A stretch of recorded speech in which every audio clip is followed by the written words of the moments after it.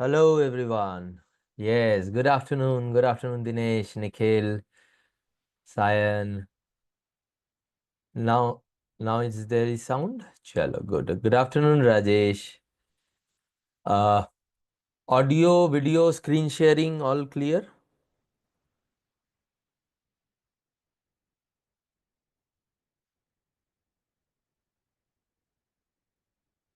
Yes, clear. अच्छा, screen नहीं है. अच्छा, एक सेकेंड. अब देखो तो.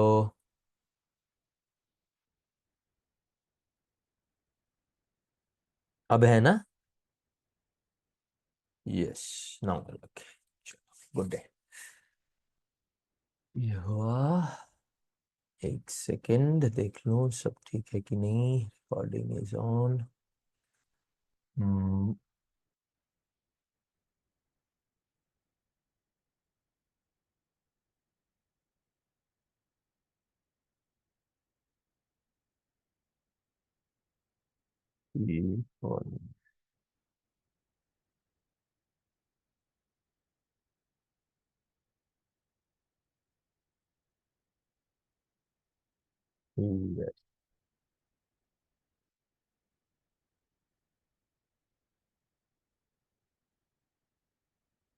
परफेक्ट.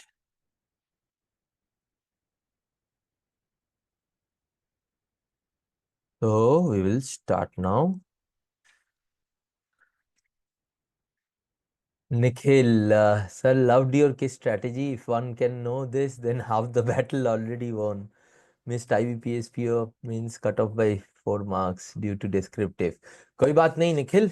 SBI PO का descriptive छूटने ही नहीं दूंगा, है ना? मतलब हम लोग उसको भागने ही नहीं देंगे. और SBI PO में तो तेरा वो भी ज्यादा है. क्या कहते हैं? The marks, the weightage, right, 50 marks का. तो वो ओवरऑल हमारे स्कोर को भी इम्पैक्ट करेगा. अच्छा. अमित, इस कोर्स के लिए ना थोड़ा शायद वो मुश्किल है, इसीलिए टीम उसको अभी देख रही है, बिकॉज वो ऑलरेडी स्टार्ट हो गया है ना. तो इसीलिए शायद उन लोगों ने रिप्लाई नहीं किया. एक बार हो जाएगा उनके पास आ जाएगा कुछ तो वो करेंगे. मैं फिर भी एक बार टीम से बात कर लूंगा, है ना अमित? ठीक है. ठीक. चलो. Ready. Final lecture before the SBI clerk mains exam. क्या बोलते हो? सर क्या आप अभी एक बार इन्फ्रेंस भी बता देंगे? बता दूंगा दीप्ति. क्वेश्चन क्वेश्चन के उसमें ही बता दूंगा, ठीक है? इन्फ्रेंस में जो आप लोगों आपको कंफ्यूजन हो रहा है उसका नेचर पहले मुझे बताना, राइट? जब मैं पूछूंगा, जब इन्फ्रेंस का क्वेश्चन आएगा, तब आप लोगों से मैं पूछूंगा कि इसमें क्या दिक्कत आ रही है, उसको ना आर्टिकुलेट करना. एंड देन आपके हिसाब से मैं उसको आंसर करूंगा, तो आपको ऑटोमेटिकली समझ में आ जाएगा कि कहाँ पे आप गड़बड़ कर रहे हो. ओके, चलो. सो आज भी हम लोग. Good afternoon Himanshu. अच्छा, अमित कह रहा है कि सर आज लास्ट के 15-20 मिनट थोड़ा सा इंग्लिश में पैराजंबल और क्लोज टेस्ट का एक बार बता दीजिएगा. ठीक है. ठीक है, समरी भी बता दूंगा. आज आज एक बार समरी भी बता दूंगा. ओके. तो अच्छा, ठीक है. मैं ना हम लोग अभी जैसे क्वेश्चंस को करेंगे पहले. What I have done is कि थोड़े से अलग टाइप ऑफ क्वेश्चन, तो कुछ स्टैंडर्ड क्वेश्चन है. लेकिन अगर क्वेश्चंस अलग तरीके से हमारे पास आए, 3-4 स्टैंडर्ड क्वेश्चन, 3-4 अलग तरीके के क्वेश्चंस मैंने आज उठाए हैं.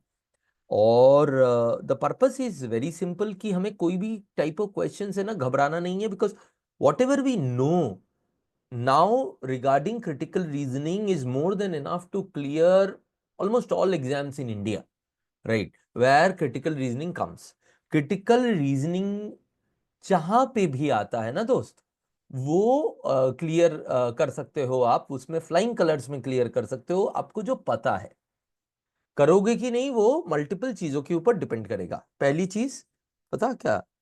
नहीं, पहले क्वेश्चन नहीं, पहले 2-3 चीजें बता दूं मैं आपको. बिकॉज जो हमारे कॉम्पिटिटिव एग्जाम होते हैं ना, उसमें पता है क्या होता है? कॉम्पिटिटिव एग्जाम में परफॉर्मेंस दो चीजों के ऊपर डिपेंड करता है। और ये सारे एग्जाम्स के लिए, अभी आगे के एग्जाम्स के लिए भी, बाद में लाइफ में भी कभी एग्जाम दोगे। एक है आपका एप्टीट्यूड, ये एप्टीट्यूड एग्जाम्स ही है। एप्टीट्यूड का मतलब ये नहीं क्वांटिटेटिव एप्टीट्यूड, एप्टीट्यूड को बहुत लोग गलती से सिर्फ मैथ्स के साथ एसोसिएट करते हैं, ऐसा एकदम नहीं है। एप्टीट्यूड का मतलब है जहां पे भी आप लॉजिक रीजनिंग देके क्वेश्चन सॉल्व करते हो, which is quant, which is English, which is reasoning. यहाँ पे सब में एक तरीका होता है उसको सॉल्व करने का, एक कॉन्सेप्चुअल बैकग्राउंड होता है उसके पीछे, एंड देन उसके ऊपर आप प्रैक्टिस करते हो, उस तरह के क्वेश्चन अप्लाई करते हो उस तरह के क्वेश्चंस में जिस तरह के क्वेश्चंस आ सकते हैं आपके एग्जाम में। और दूसरी सबसे बड़ी बात है वो है एटीट्यूड। अब सीआर के केस में आपको एप्टीट्यूड तो पूरा आ गया, राइट। सीआर के केस में हार्डली आपका कोई एप्टीट्यूड रिलेटेड कॉन्सेप्ट्स बचा है। थोड़े से हाई एंड वाले कॉन्सेप्ट्स जो हम लोग पीओ मेंस के लिए करेंगे वो वाले छोड़ के बाकी सारे हो गए। एंड दैट इज एक्चुअली जो भी इंडिया में कॉम्पिटिटिव एग्जाम्स आता है जहां पे क्रिटिकल रीजनिंग आता है उसका 95% ये है। वो हम लोगों ने, मैंने आपको बताया था कि वो हम लोगों ने इसलिए नहीं यूज किया क्योंकि उसमें डेरिवेशन मल्टीपल लेवल्स पे होता है और उसको लेके अभी कंफ्यूज होने का कोई रीजन नहीं है, बिकॉज क्लर्क मेंस में hardly they would give that kind of questions. Even PO में भी देंगे कि नहीं उसमें डाउट है, but still we will be very very very safe, playing safe for that. But अब सीआर में आपका एप्टीट्यूड तो हो गया, बट एटीट्यूड में आपका डिटरमाइन करेगा कि वो आपको मिलेगा कि नहीं मिलेगा नंबर। तो अब एटीट्यूड के ना दो तीन पहलू है। एक तो हम लोगों ने वो डेविल की बात किया था पिछले दिन, लेक्चर 9 में हम लोगों ने एक डेविल की बात किया था, जो कि हमें आता है और हमारे दिमाग को भ्रष्ट करके चला जाता है। हम सही आंसर देते हुए भी गलत आंसर को चूज करके आ जाते हैं, और इसीलिए जब मैं सेकंड बार आपको बोलता हूं तब आप फटाक से सही आंसर कर देते हो। उसका रीजन हम लोगों को समझ में आ गया। एक तो वो डेविल है, दूसरी है खुद के ऊपर कॉन्फिडेंस। एक चीज सीआर में आपका ये हो ही सकता है कि आपका पढ़ा, ऑप्शंस के गो थ्रू किए, एलिमिनेट करके हर फटाक से आंसर आ गया। ठीक है, आप उसको 5-10 सेकेंड एक बार माइंड में घुमा सकते हो कि अच्छा ये होना चाहिए कि नहीं होना चाहिए, बस वहां तक ही ठीक है। लेकिन अगर आप उसको ओवर थिंक करोगे तो you will because you have less confidence in yourself, then you will end up doing it wrongly also. That might also happen. तो अपने ऊपर ना फुल कॉन्फिडेंस रखो। आज जैसे किसी ने इसमें टेलीग्राम ग्रुप में डाला था, तो मैंने एक एक चीज प्रेस किया था कि अपने ऊपर कॉन्फिडेंस बहुत इंपॉर्टेंट है। बिकॉज हमारा क्या होता है ना कि हमें ना बचपन से, and I am not blaming you, हमारा पूरा सिस्टम, मुझे तो इस सिस्टम के अंदर मैंने बहुत सारे बदलाव अलग अलग तरीके से करने की कोशिश किया है। सिर्फ ये एजुकेशन नहीं, जैसे मेरा जो एनजीओस के काम है उसमें एजुकेशन रिलेटेड कंसल्टेंसी देता हूँ गवर्नमेंट को अलग अलग तरीके से, जब जब प्रोजेक्ट मिलते हैं जिस उन एनजीओस को। बट हर जगह पे मुझे सिस्टम से एक बहुत बड़ा कंप्लेंट रहा है कि हम लोग बच्चों को डरना सिखाते हैं, हम लोग बच्चों को गलतियों से डरना सिखाते हैं। And that is the worst thing that we can do as an education system. पर ये हमारे अंदर इतना घुसा हुआ है, हमारे कल्चर के अंदर नहीं बोलूंगा, हमारा ओरिजिनली कल्चर कभी भी गलतियों से डरने वाला नहीं था, बट हमारे जो सोसाइटी के अंदर आजकल डर इतना घुस गया है। हमारे ऐसा नहीं कि आपके टाइम पे, इवन अर्लियर ऑल्सो, कि बच्चा कभी कुछ गलत करता है तो पता नहीं कितना बड़ा बाप कर लेता है, कोई क्वेश्चन गलत करता है तो। But the problem is that you do not learn until unless you do mistakes. I totally agree that we should always be focusing towards getting things right. That should be our attitude towards life, attitude towards problem. पर इस ये जो situation है ना कि गलती नहीं होनी चाहिए, तो गलती के डर से के मारे हम लोग अटेम्प्ट नहीं करते। मतलब अच्छा, इसको ना कॉन्टेक्स्ट में लीजिए, इसको कॉम्पिटिटिव एग्जाम के कॉन्टेक्स्ट में मत लीजिए। मतलब कि गलती के डर को जैसे मैं बोल रहा हूं उसका कोई भी लेना देना नहीं है एक्यूरेसी के साथ। ऑब्वियसली अगर आपको कोई क्वेश्चन में डाउट है कॉम्पिटिटिव एग्जाम में, उसको छोड़ दोगे, आप उसको गलत नहीं करोगे। मैं गलती का डर कहां पे बोलता हूं, give me 2 minutes, you will understand. मान लो क्रिटिकल रीजनिंग का क्वेश्चन या क्वांट का क्वेश्चन बहुत जल्दी हो गया आपसे, तो अब आप डाउट करने लग जाते हो कि यार इतना जल्दी कैसे हो गया, मैं तो इतना अच्छा नहीं हूं, मैं तो इतना अच्छा नहीं हूं, मेरे से इतना जल्दी कैसे हो गया, मैं दोबारा इसको सॉल्व करता हूं। बस ठुक गया नेल कॉफिन पे, क्योंकि दोबारा उसको सॉल्व करने का मतलब ये ही हुआ, एक बार सॉल्व करने के बाद, आंसर मानने के बाद, कि आप अपने जो सही सोच अगर आया भी होता और वो सही आंसर है भी, अब उसको आप परे रख के, साइड में रख के, उसको गलत मान के ही बाकी 4 ऑप्शंस को देखोगे, तो ऑटोमेटिकली आप, क्योंकि वो एक्स्ट्रा 2 मिनट लगा रहे हो, आप ऑटोमेटिकली जबरदस्ती अपना ऑप्शन चेंज करोगे। कितने बार हुआ है आपने ये सोचा और दोबारा जाके आपने ऑप्शन चेंज नहीं किया? Maximum number of times people do this, why? Because उसके अंदर फिर ये घुस जाता है, यार इसमें मैंने डबल टाइम लगाया, कुछ तो चेंज करूंगा। It's like crime master Gogo of अंदाज, अपना अपना आया हूं, कुछ तो लेके जाऊंगा तो दोबारा अटेम्प्ट किया हूं, कुछ तो चेंज करके जाऊंगा, राइट? तो ऐसा ऐसा करके, और ऐसा करते हैं हम लोग, बी ऑनेस्ट विथ मी, ऐसा होता है, राइट? तो ये जो चीज है, क्यों मैं बार बार आप लोगों से बोलता हूं कि when you are thinking it through for the first time, read जब कर रहे हो फुल फोकस के साथ करो, तब इधर उधर की बातें मत सोचो। लेकिन एक बार तुमने प्रॉपर प्रोसेस चैनल के थ्रू डिसाइड कर लिया तो कर लिया, उसको बार बार अपने अपने डिसीजन को खुरेदने के लिए वापस मत जाओ, क्योंकि उसके बाद वो गलती होगा, राइट? ओके, मैक्सिमम चांसेस, मतलब आप उठा के देख लो, 9 आउट ऑफ 10 टाइम्स आपने गलत किया होगा, तो व्हाट्स द पॉइंट? तो वो है कॉन्फिडेंस का मतलब। So what I mean by having confidence in you is this, कि आपने अगर कोई चीज सोच समझ के मार्क किया है, वो फाइनल है एग्जाम में, उसको बार बार रिविजिट मत करो। अमित कहता है कि sir, I gave one SBI PO mains mock yesterday. The CR questions were very lengthy, like a small passage. It took almost 7 to 8 weeks. How fast do I need to be per question? वो SBI PO mains से पहले हम लोग जो classes करेंगे, अभी मैं उसमें एक आध क्लासेस और बढ़ाने भी वाला हूँ, मैं सोच रहा हूँ उसमें देखेंगे। और अमित, एक चीज है, आज आज भी मैंने 2 क्वेश्चन उठाए हैं ऐसे जिसमें थोड़े से लंबे पैसेजेस हैं, तो देखना आप रिलेट कर पाते हो कि नहीं। और जहां तक बात है 7 मिनट लगना चाहिए, 8 मिनट लगना चाहिए, वो तो यार रिलेटिव है, किस तरह का पेपर आया है, किस तरह का डिफिकल्टी लेवल है, right? But mostly you would not take so much time. अगर वो इवन आरसीज हम लोग यार 4-5 मिनट में करने की बात करते हैं, अगर मेरे मेथड से आप आरसी करते हो तो बड़े बड़े आरसीज आप 4 से 5 मिनट के अंदर आंसर करके निकल जाते हो। तो सीआर के 2 क्वेश्चन आप 7-8 मिनट क्यों लगाओगे? नहीं लगाना चाहिए, नहीं लगना ही नहीं चाहिए, राइट? स्टिल हम लोग जब करेंगे उसको SBI PO मेन से पहले, तब एकदम घिस देंगे, ताकि we have a proper idea about it, ठीक है? तो कमिंग बैक टू दिस, तो ये कॉन्फिडेंस हमें होना चाहिए। दूसरा, यहां पे ही एक एक अब एक्सटेंशन भी बोल सकते हो, या रिवीजन करने की कीड़ा को खत्म करो। कॉम्पिटिटिव एग्जाम में रिवीजन नहीं करते, ये हमारा 10th और 12th का बोर्ड एग्जाम नहीं है। हाँ, कोई क्वेश्चन में आपको डाउट है, मार्क फॉर रिव्यू करके गए हो, उसको देख लो जरूर, बट रिवीजन का टाइम रखना है ये। अगर कोई भी बोलता है, कोई भी बोलता है, आई डोंट केयर वो कितना एक्सपीरियंस्ड है, कितना बड़ा तोप है, राइट? लेकिन ही इज और she is not saying it rightly. Competitive exam में रिवीजन नहीं किया जाता यार, मैंने ना 100 कॉम्पिटिटिव एग्जाम दिया है अपने लाइफ में, right? It is just not the right thing to do. पहली बार जब क्वेश्चन को कर रहे हो तब आपको अच्छे से करना पड़ेगा, राइट? बट वापस आके आप उसको रिवाइज करोगे as if it's a 10th और 12th और ग्रेजुएशन के exams, no, that's clearly a strict no.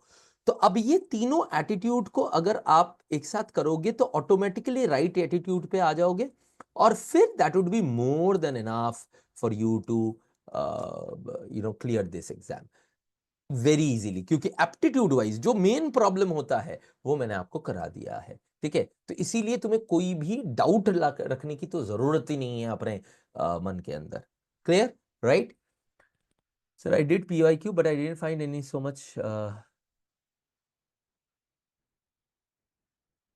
Nikhil एक बात कह रहा है हमें, ये कि उसने जब एग्जाम्स को दिया और देखा कि उतने भी बड़े नहीं आते हैं, and I I sort of agree with Nikhil. Amit, एक चीज ये भी है, ये भी मान के चलो कि मॉक्स थोड़े से डिलिबरेटली मोर डिफिकल्ट देते हैं, और रीजन वही है जो हम लोग प्रिपरेशन के टाइम पे क्लास में नहीं बोल रहे कि यार एसबीआई पीओ से ऊपर चले जाएंगे, एसबीआई क्लर्क, हम एसबीआई क्लर्क से तो ऊपर चल ही गए, अभी एसबीआई पीओ लेवल पे हम लोग बहुत सारे क्वेश्चंस को ऑलरेडी कर ही रहे हैं, 50% ऑफ आवर क्वेश्चन और more than that SBI PO level के हो। वैसे मैं किसी एग्जाम के स्पेसिफिक लेवल को आइडेंटिफाई करना सही नहीं मानता हूं, बट स्टिल हमें समझने में आसानी होती है, इसीलिए मैं बोल रहा हूँ, because every exam has easy question, every exam has difficult question, right? Okay, तो overall difficulty level of a paper might be a more difficult more than the overall difficulty level of another paper, but having said that हम तो choose करके question करने वाले हैं ना, तो हमारे लिए उस टाइम पे मोमेंट पे जो मैटर करता है वो ये है कि वो वाले पर्टिकुलर क्वेश्चन का डिफिकल्टी लेवल क्या है, और वो तुम्हें पीओ मेंस में भी आसान मिलेंगे, क्लर्क मेंस में भी डिफिकल्ट मिल सकते हैं, तो उसमें कोई दौरा नहीं है, right? But then this point is very important also Amit, की मॉक्स भी उसी वजह से थोड़े से ज्यादा डिफिकल्ट देते हैं ताकि आपको असली एग्जाम में जाके आसान लगे उसको। Sir, how to deal with fear of missing out specially with general awareness? एक बात बोलूं राजेश, ये ना अच्छा एक बात बताओ, मॉक्स में, अच्छा ये मैं थोड़ा सा टॉपिक से हट रहा हूँ बिकॉज ये एग्जाम आपका इतना क्लोज है, तो इसमें मेरे एक्सपीरियंस से जो भी आपको हेल्प मिल सकता है ले लो, because it's very important for us to understand कि ये एग्जाम में ओवरऑल अच्छा करना बहुत जरूरी है हमें, और ऑब्वियसली उसमें जीए भी एक पार्ट है। जीए के लिए आपने अगर सिंसियरली लास्ट 3 से 4 हफ्ता प्रिपेयर किया है, सिंसियरली बोल रहा हूँ, सिंसियरली अगर लास्ट 3 से 4 हफ्ता प्रिपेयर किया है, सिंसियरली प्रिपेयर करने का मतलब क्या है कि जो पॉइंट्स है, जो कंपेंडियम्स है, जो भी कंपेंडियम है, फर्क नहीं पड़ता कहाँ का, वो you know whatever we do for in sense of कोई भी ऑर्गेनाइजेशन या कोई भी टीचर अगर मार्केटिंग के लिए ये बोल भी देता है कि मेरा यहाँ से आया है, वहां से आया है, एक्चुअली वो मैटर नहीं करता है, because GA is so vast कि वहां से ही आएगा, पूरे पूरे दुनिया के उससे आएगा, तो व्हाट इट डज मैटर इसकी 3 से 4 हफ्ते में आपने अगर जो पिछले 5-6 महीने का है वो अच्छे से एक बार रिवाइज कर लिया, 2 बार रिवाइज कर लिया है, एंड अपने मॉक्स दिए हैं और उनके क्वेश्चंस देख लिए हैं कि आंसर्स क्या है, क्वेश्चंस क्या है, and on the basis of that parameter, on the basis of that parameter आपके कितने 500-600 क्वेश्चन सिर्फ मॉक्स में ही हो गए, या 500 नहीं तो 300-400 क्वेश्चन मॉक्स में, और इसी तरह से कम 800-1000 पॉइंट्स आपने कर लिए हैं। सो बी प्रेटी श्योर कि आपका अबव एवरेज स्कोर आएगा। क्यों मैं बता रहा हूं, या एवरेज भी आया तो भी वो कट ऑफ क्लियर करने के लिए इनफ होगा। क्यों मैं बता रहा हूं, क्योंकि जीए में पूरा याद रहेगा और जाके हम लोग आंसर कर पाएंगे, ये जो सोच है ना यही गलत है। मुझे पता नहीं कितने लोगों को आता है, बट आई एम श्योर जो जीएल में फुल मार्क्स ज्यादा लोगों को नहीं आता है, फुल मार्क्स तो छोड़ दो, इवन 60-70% भी ज्यादा लोगों को नहीं आता है। तो एवरेज में हमें जो देखा जाता है कि 30 to 50% के बीच में स्कोर लाई करता है, और कट ऑफ भी 30% से नीचे ही आता है, ओवरऑल स्कोर का 30% से नीचे ही आता है, और वो आप लोग आराम से इंश्योर कर पाओगे, पैनिक मत करो। और मजे की बात यह है कि अगर आपने न्यूज रीड किया, मतलब news in the sense not in the news, जो जो कोई भी न्यूज का इंपैक्ट को समझते हुए पढ़ा है ना, राइट, तो आपको दिखेगा कि you are automatically in a better position than others to be applying into this questions, क्योंकि खास करके एसबीआई की बात करें, इवन आईबीपीएस की भी, एसबीआई की बात करें, तो हमें खास करके दिख रहा है कि the nature of the GA question is application oriented rather than direct data oriented questions. ये तो आपने भी देखा होगा, राइट? मैंने तो सिर्फ जीए के क्वेश्चंस ही देखे हैं जो कि मेमोरी बेस्ड में आए हुए हैं, and I see that they are moving towards an application oriented question, जिसमें 40% स्कोर तो बहुत अच्छा माना जाता है, 40 to 50% स्कोर, राइट? तो अगर इतना ही इंश्योर कर लोगे तो उतना भी बहुत है, प्लस अगर डिफिकल्ट पेपर आया तो इससे नीचे भी जा सकता है। बट एक बात बताओ मुझे, तुम कुछ भी कर लो, ये नेक्स्ट 2-3 दिन में फिर से रिवाइज कर लो, फिर से कुछ सब कुछ कर लो, कुछ भी कर लो, लेकिन पेपर में जितना तुमको आता है उससे बाहर कुछ भी आंसर कर सकते हो जीए में, लॉजिक में फिर भी सोच के कर सकते हो, जीए में कर सकते हो नहीं कर सकते हो, राइट? तो how do you, worrying doesn't do any good to you. जो आएगा, जो आपको आता है वो आपको मार्क करना है। आपको ये डर, फियर ऑफ मिसिंग आउट जो है ना राजेश, वो पता है किस चीज का है? वो है fear of uncertainty, fear of uncertainty. But दोस्त ये तो सबके लिए है, तुम्हारे लिए अकेला थोड़ी ना है। सिर्फ एक चीज मत करो कि मल्टीपल जगह से 10 जगह से करने की कोशिश मत करो। 10 जगह ही एक ही चीज को कोई पहले बोलेगा, कोई आखिर में बोलेगा। कोई एक रिसोर्स को अगले 3 दिन जो है रिवाइज करो। तो अगर आपने अपना नोट्स बनाया अपने नोट्स से, या किसी से बनाया, अगर जो क्या होते हैं यहाँ के जो स्मार्ट किरा के जो मॉक ड्रिल्स होते हैं उससे, या मॉक से। यार मॉक की कितने सारे क्वेश्चन है, कितने 10 × 400 क्वेश्चन तो मॉक्स के ही है, उसी में से। Right, okay. तो जस्ट गो थ्रू देम। इनको ऐसा ऑब्वियसली होगा, आपको क्या लगेगा कि मैं अगर ये क्वेश्चन देखा, इसका आंसर मुझे याद नहीं आया, तो पक्की बात लिख के ले लो, बाकियों के 80% को भी याद नहीं रहेगा। ये लॉ ऑफ एवरेजेस में चलेगा। आपको कुछ याद आएगा, दूसरे को कुछ याद नहीं आएगा, दूसरे को कुछ याद आएगा, आपको कुछ याद नहीं आएगा। इस तरह से you would get an average score which is more than enough in GA. उससे ज्यादा आपको सोचना ही नहीं है। और अगर आपका आपका उस दिन लक अच्छा रहा और आपका मेमोरी आपका साथ दे दिया, तो आपको अबव एवरेज स्कोर भी मिल सकते हैं, बट बिलो एवरेज स्कोर नहीं मिलेंगे। इतना इतना अपने ऊपर भरोसा रखो।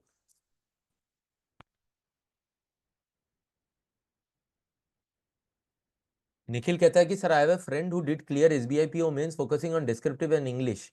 जीए के 10-12 क्वेश्चन उसने अटेंड किए थे, और फिर भी कर गया। He told me that he was sure about getting 35 to 40। एकदम एकदम यार, जीए जीए को इतना, यार देखो एक बात बताओ तो, जीए को इंपॉर्टेंस ना देने का कोई रीजन नहीं है। प्री के बाद जो मेंस तक का हमारा पीरियड है वहां एकदम देना चाहिए, और दो भी। थोड़ा सा अपना अपना दिमाग भी खुलेगा। लेकिन द पॉइंट इज कि वो डिक्शनरी को रटने जैसा जीए रटने की कोशिश ना करो, एकदम ना करो। Right, it's a waste of time. वो जो 1.5-2 घंटा अपने जीए के लिए स्लॉट करके रखा है, उसको यूज करो अपने हिसाब से, जिस तरह से भी आपको आसान लगता है, बस उस करो और खत्म करो। और अभी मेन से पहले अगर उसको बढ़ाना चाहते हो, 3-4 घंटा करना चाहते हो, 3 घंटा मैक्सिमम, उससे ज्यादा मत दो। क्योंकि यार मुझे नहीं पता, मैं अपने अपने student life, even teaching life की भी बात कर रहा हूँ। जब टीचिंग लाइफ में भी स्टार्टिंग में मैंने अलग अलग एग्जाम्स दिए, उसमें से कुछ में जीए हुआ करता था। तो उसमें मुझे तो लगता था कि यार 2-2.5 घंटे के बाद इतना डेटा डेटा डेटा सैचुरेट हो जाता था, माइंड कुछ घुसता ही नहीं था। राइट, मुझे तो 1-1.5 घंटे में वो उठा के कुछ देखना पड़ता था, गाने सुनने पड़ते थे ताकि मेरा दिमाग शांत हो। और उसके बाद और 1-1.5 घंटा देना पड़ता था, और उससे ज्यादा तो मैं दिन में दे ही नहीं पाता था। And I decently manage. जो साल साल से जीए पढ़ रहे थे उससे बेटर आंसर, बेटर स्कोर करके आता था। बहुत पुरानी बात है, अभी शायद मैं जीए पढ़ भी नहीं पाऊं, बिकॉज वो पेशेंस नहीं रह गया मेरे में। राइट, बट वो तो बहुत जब जब मैं स्टार्टिंग ही किया था टीचिंग लाइन, ताकि हम लोग हर एक तरह के एग्जाम देते थे ताकि हमारा ऑर्गेनाइज्ड वो हो। राइट, बट उस टाइम पे मैं देखता था कि जो स्टूडेंट्स हैं वो साल भर जीए पढ़ रहे हैं, और उनसे बेटर स्कोर मैं लेके आ रहा हूँ 3 हफ्ते जीए पढ़ के। So the point is not कि आप कितने दिन तक पढ़ते हो, पॉइंट इज कि कितने अच्छे से समराइज्ड मटेरियल को आप अपने दिमाग में छापते हो और बार बार रिपीट कर लेते हो। क्योंकि ये थोड़ा सा नॉलेज, थोड़ा सा क्या, पूरा सा ही नॉलेज बेस्ड है। तो आप जितना पढ़ोगे, जितना हाई फ्रीक्वेंसी में पढ़ोगे एक शॉर्ट पीरियड में, उतना आपके लिए बेटर होगा, और वही हुआ है। I am focusing on English only sir. Correct sir, मैंने आईबीपीएस पीओ में सिर्फ इंग्लिश में सिर्फ फोकस मत करो, बाकी में भी आपको अच्छे नंबर लाने हैं। जितना सीधी सिर्फ जीए के लिए क्यों, द जितना कर सकते हो आप, जितना कर सकते हो उतना करोगे, सिंपल सी बात है। Do what you can do in the exam, exam के अंदर do what you can do, बस। उससे ऊपर आप कर नहीं सकते, उससे नीचे आपको करना नहीं चाहिए। But this is as simple as that. Exam के अंदर वरी करने से कि मैंने ये गलत ये सही किया, गलत किया, ये कम किया, ज्यादा किया, इज यूजलेस। जो किया सही किया, जितना किया एकदम सही किया, उतने अमाउंट में करना था, यही सोच के करो। ठीक है, right. That would ensure that you do your best in the exam.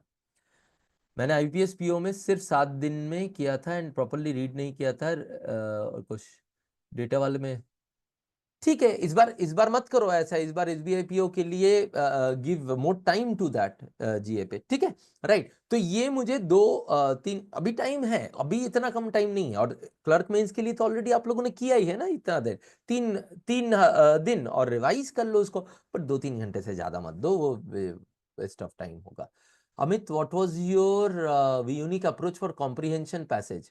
Amit, English के बारे में हम लोग एंड में बात करेंगे, और मैं रेफर भी कर दूंगा क्या क्या लेक्चर्स मेरे यूट्यूब से देख लेने हैं, ताकि आप लोग उसको कम से कम उसके कॉन्सेप्चुअल आइडिया को देख लो। अप्लाई करना बड़ा आसान होता है, ठीक है, प्रैक्टिस से ज्यादा इंपॉर्टेंट होता है, बट वो हो जाएगा, ठीक है। नाउ अब हम लोग क्वेश्चंस पे जाएंगे। आज आज हम लोग क्वेश्चंस को इस तरह से करेंगे दोस्तों कि वही टाइम दूंगा मैं आपको, आप गो थ्रू करोगे, एंड देन मैं कॉन्सेप्ट रिवाइज करते हुए उनको आंसर करूंगा, मतलब हमारे आंसर में ही उसके कॉन्सेप्ट को रिवीजन हो जाएगा, ठीक है। चलिए ये वाला कीजिए, वही 3 मिनट का टाइम देते हैं, क्या बोलते हो? ठीक है।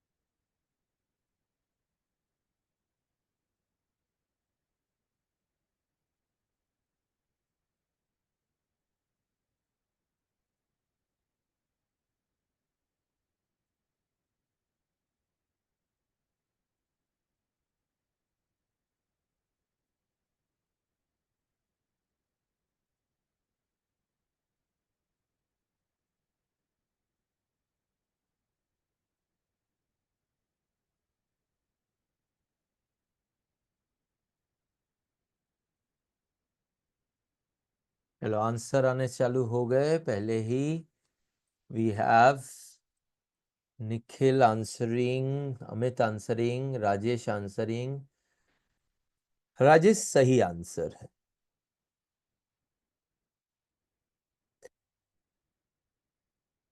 निखिल चूज करना पड़ेगा, ये इतना आसान क्वेश्चन, आप लोगों का आंसर सही नहीं है नहीं बोलूंगा, लेकिन आपको चूज करना पड़ेगा on the basis of something. नहीं सायन, सोच के बताओ।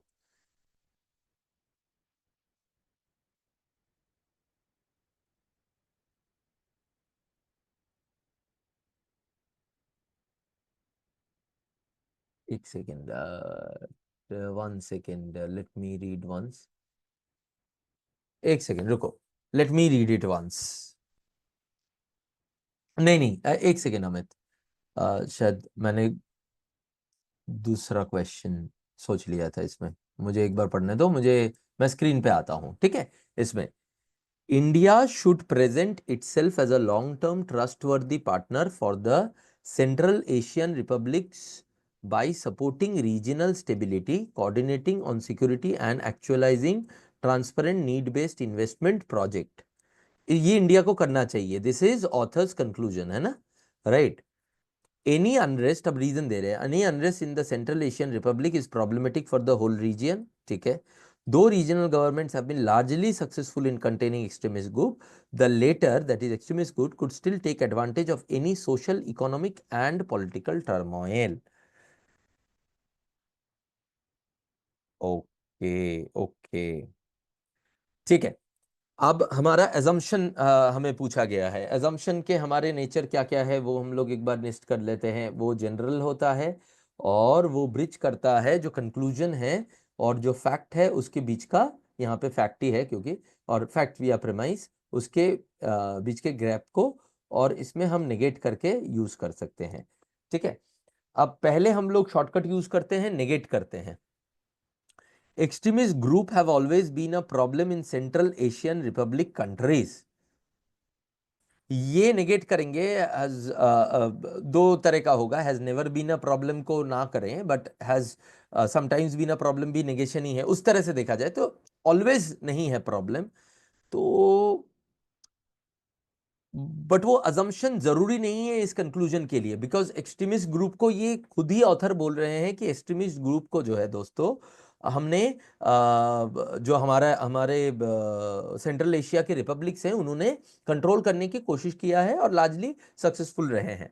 पर फिर भी तो ऑथर बोल रहा है ना कि ये कंक्लूजन है कि ताकि वो आगे जाके डिफिकल्टी ना पैदा करे, इसीलिए इंडिया को पार्टनरशिप करना चाहिए।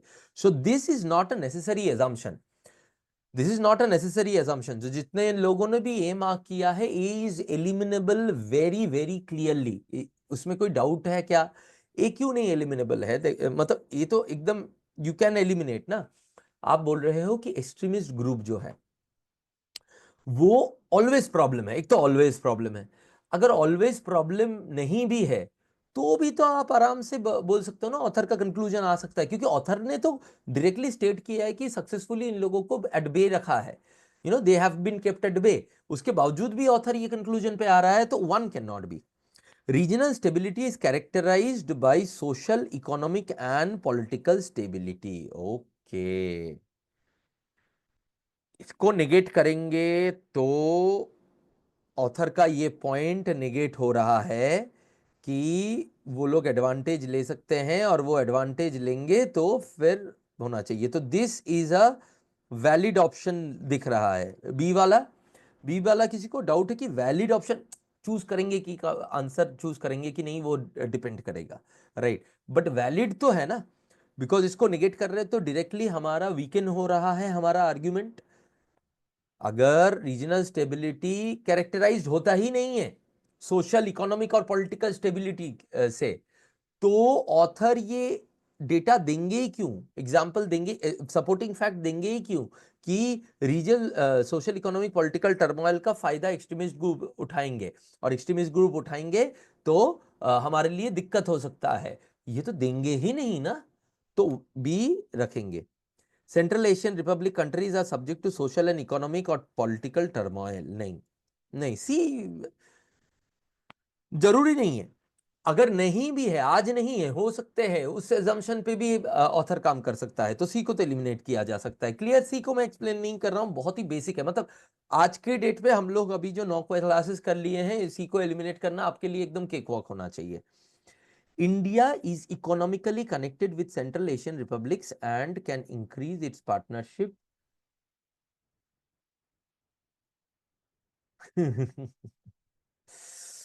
ये भी वैलिड है, ये भी वैलिड है। अब क्या करें? बी भी वैलिड है, डी भी वैलिड है। यार ए सी एलिमिनेट सब कर पा रहे हो? ए सी एलिमिनेट में किसी को कोई डाउट है? क्लियर है तो डाल दो ए सी, ए सी, ए सी क्लियर है तो डाल दो सी एल आर। ए सी में कोई डाउट? ए सी क्लियर है? क्लियर है राकेश? ए सी एलिमिनेट हो जाएगा, ए सी में मुझे कुछ और एक्सप्लेन करना पड़ेगा, है ना? ए क्लियर हो गया, इसमें डाउट था, सी में डाउट था, दीप्ति समझ नहीं आया, प्रज्ञा क्लियर, ठीक है, राइट। दीप्ति एक्सप्लेन करो, सी में डाउट है क्या? क्योंकि सी में तो कुछ है ही नहीं उसमें बोलने का। इट्स लाइक कि अनरिलेटेड भी बोल सकते हो आप सी को, ठीक है ना? हो गया क्लियर, एलिमिनेट कर दिया, वेरी गुड, ठीक है। अब आ जाते बी और डी में। अच्छा, बी और डी में आपके पास दो ऑप्शन है।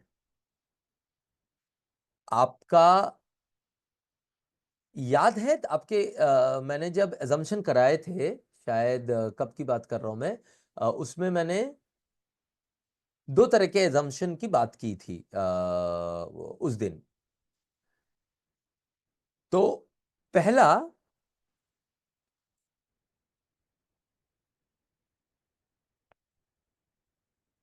था कि आपका जो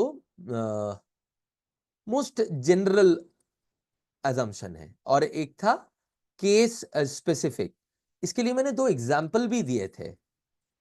एक था कि Virat, anyone who does not score a Virat Kohli वाला केस याद है? Anyone who does not score 50 in 5 matches is in bad form, याद है आपको? इज इन बैड फॉर्म, है ना? राइट। और एक था Virat Kohli played all those 5 matches, ठीक है?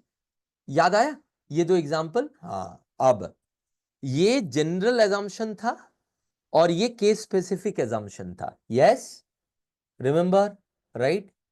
मैंने केस स्पेसिफिक, हिमांशु बोल रहा है केस स्पेसिफिक इन्फरेंस भी हो सकता है, वेरी गुड।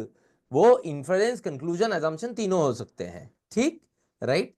और उस टाइम पे अगर याद हो आपको, मैंने बोला था कि नॉर्मली चॉइस नहीं आएगा, लेकिन अगर चॉइस आ गया तो इस वाले को चूज करना पड़ेगा इस वाले के ऊपर, जनरल को चूज करना पड़ेगा केस स्पेसिफिक के ऊपर। ऑब्वियसली जनरल का लिंक होना चाहिए, ऐसा नहीं जनरल है इसलिए चूज करेंगे, सही होना चाहिए, बट जनरल को चूज करना पड़ेगा केस स्पेसिफिक के ऊपर, ठीक है? बी और डी में कौन जनरल है कौन केस स्पेसिफिक है? दोनों सही है, इसमें कोई डाउट नहीं है। दोनों सही है, इसमें कोई डाउट नहीं है। चूज किसको करें? मतलब दोनों को भी कर सकते हैं हम लोग, अगर दोनों का ऑप्शन रहता। नहीं है ऑप्शन, दोनों में से एक को करें, किसको करें? सोच के बताओ।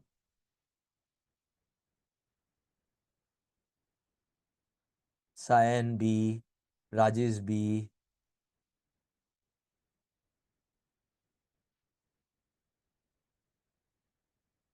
नहीं निखिल, आपका सोच एकदम सही था, मैं नहीं बोल रहा हूं कि डी नहीं है, मैं ये बोल रहा हूं कि मेरे पास दो सही चॉइसेस है, कैसे करेंगे हम लोग? ये केस स्पेसिफिक है, ये एकदम केस स्पेसिफिक है। ऑब्वियसली केस स्पेसिफिक और जनरल में फर्क क्या होता है कि आपका बेसिक रूल आपका में एक एक एक डिटरमाइन करता है, जैसे anyone who scored 50 in consecutive 5 matches, और एक है कि उस केस को रिलेटेड है कि इंडिया इकोनॉमिकली कनेक्टेड है सेंट्रल रिपब्लिक के साथ एंड इंक्रीज पार्टनरशिप हो सकता है, ये अजम्पशन तो होना ही होना है। जैसे विराट कोहली ने 5 मैचेस खेले हैं, ये अजम्पशन तो होना ही होना है, राइट? बट क्या assumption, अगर मेरे पास दो चॉइस है, anyone who did not score 15 5 matches, वो इस तरह का हो गया ना जनरल वाला, कि भाई रीजनल स्टेबिलिटी कैरेक्टराइज होता है सोशल, इकोनॉमिक और पॉलिटिकल स्टेबिलिटी से। इसी वजह से इंडिया को इकोनॉमिक स्टेबिलिटी देने के लिए या सोशल स्टेबिलिटी, पॉलिटिकल स्टेबिलिटी देने के लिए काम करना चाहिए सेंट्रल एशिया में। The whole premise was based on this assumption, right? So this was a necessary assumption for this whole thing. Whereas this is also an assumption from the case specific point. अब problem ये नहीं बचा हमारे पास कि हमारे पास एक गलत है एक सही है, हमारे पास दो सही है, अब हम किसको चूज करें, राइट? ये केस देने का मेरा पर्पस, ऐसा केस शायद क्लर्क मेंस में ना आए, इवन पीओ मेंस में भी ना आए, राइट? ऐसा केस, लेकिन अगर बाई चांस आ गया, इसमें आज की डिफिकल्टी लेवल थोड़ी सी हाई होगी, और वो इसलिए भी होगी क्योंकि मुझे चाहिए कि थर्सडे सैटरडे जब भी आपका एग्जाम जब भी है, या कोई भी एग्जाम है आगे का, उसमें आपको एग्जाम के क्वेश्चंस बहुत आसान लगे, राइट? तो यहां पे आए कोई भी बंदा जो ये नहीं पढ़ा है या नहीं पता है, वो इसमें चूज कर ही नहीं सकता है, उसके दिमाग से ऊपर चला जाएगा, क्योंकि यहाँ पे एक सही और एक गलत के बीच में सही ऑप्शन नहीं है, यहाँ पे दो सही के बीच में ऑप्शन है, और ये करना ज्यादा डिफिकल्ट है, ऑब्वियसली फॉर ऑब्वियस रीजंस। ठीक है निखिल, अभी क्लियर है क्यों ये हो रहा है? अब समझ में आया कि क्यों मैं बोलता हूं कि ऑर्डर से पढ़ना चाहिए? क्योंकि अगर वो एजम्पशन का क्लास किसी ने मिस किया, कि मजाल है मैं ये इसको उसको समझा पाऊंगा, मैं समझा ही नहीं पाऊंगा उसको, है ना? राइट। तो वो जरूरी है, वो कॉन्सेप्चुअल क्लैरिटी जरूरी है इसके लिए। हाँ राकेश, उस तरह से भी, और यही ये सब तो राकेश बोल रहे हैं सर, डी में जो नीड बेस्ड इन्वेस्टमेंट है, ये रिलेशन तो लॉन्ग लास्टिंग नहीं होगा। यार ये सब एकदम सही बात बोल रहे हो, लेकिन इतना सोचने का टाइम तो हमारे पास होता नहीं है ना एग्जाम में, कि हम उसके हर एक पहलू को सोचे। तो इसीलिए हम लोगों ने कॉन्सेप्ट के अंदर ही घुसा दिया है कि जनरल एंड के स्पेसिफिक एजम्पशन के ऑप्शन के बीच में जनरल को चूज करना है, ठीक है, ताकि हम लोग जल्दी आंसर कर पाए, ठीक। बट अब जो बोल रहे हो, ऑब्वियसली इसको जब हम लोग डिबेट विबेट में लेके जाएंगे, सब पहलू से देखते हुए ही जाएंगे।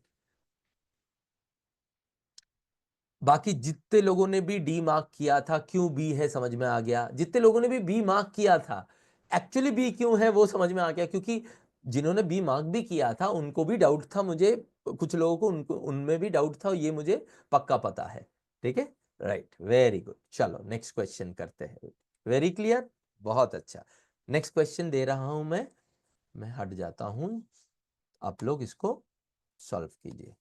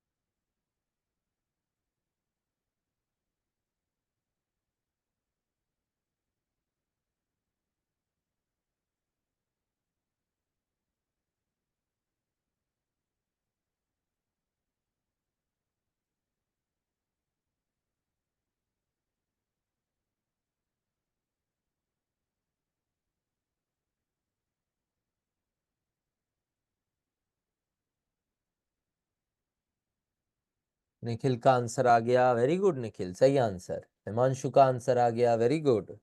क्या बात है यार, ये डिफिकल्ट क्वेश्चन था, 1.5 मिनट्स भी नहीं हुए। बहुत अच्छा, राकेश सही आंसर। अमित, सारे स्टेट ऑप्शंस को अच्छे से पढ़, है ना, कहीं तुम कुछ मिस कर रहे हो। ये आपका गलत आंसर नहीं हो सकता है, टाइम लग सकता है बट गलत नहीं हो सकता है, आप लोगों का गलत नहीं हो सकता है, बाकी पूरी दुनिया का हो भी तो, क्योंकि you guys have much enhanced logic as of now then other people. हमने इससे डिफिकल्ट क्वेश्चन किया, ये थोड़ा सा उस तरह से लेंदी क्वेश्चन है, but logically it is much more doable. Yes, एकदम सही अमित, क्वेश्चन मार्क हटा क्वेश्चन मार्क हटा के बोला, एकदम सही। राजेश सही, दीप्ति नहीं, सोचो सोचो, दीप्ति नहीं, नहीं वो नहीं है, तब ऐसे कैसे होगा दीप्ति। अब क्वेश्चन तो पढ़ो ठीक से, सॉरी ऑप्शंस तो पढ़ो ठीक से। ठीक है, मैं आता हूं, मैं इसको करता हूं, राइट। देखो, जितने लोगों ने भी गलत किया है, मुझे नहीं लगता है कि आप लोगों को मतलब मैं जब इसको एक्सप्लेन करूंगा ना, आप लोगों को लगेगा यार ये कैसे हम लोगों ने गलत कर लिया। आसान क्वेश्चन नहीं था, ऑब्वियस सी बात है, लेकिन डूएबल क्वेश्चन था आप लोगों के लिए। क्या बोल रहे हैं, द गवर्नमेंट में very soon start selling your data, ठीक, based on a proposed policy released by the Ministry of Electronics titled Draft India Data Accessibility and Use Policy 2022. The policy aims to radically transform India's ability to harness public sector data. ठीक है, इस policy के बारे में extra information बोल रहा है, लेकिन ये ऑथर का जो मेन क्रक्स है ना, वो पहले लाइन में आ गया है कि गवर्नमेंट आपका डेटा बेचने वाला है और उसके लिए ये लाया है, और उसका एडिशनल क्या वो लोग एक्सप्लेनेशन दे रहे हैं। All data created generated by government of India as much as state government will also be free to adopt the provision of the policy. और स्टेट गवर्नमेंट को भी राइट दे देगा कि जाओ जाके डेटा बेचो। The data will be put to government sharing in high value data sets for valuation and licensing. बहुत बढ़िया है, लोग आके खरीदेंगे, मतलब बिजनेसेस आके।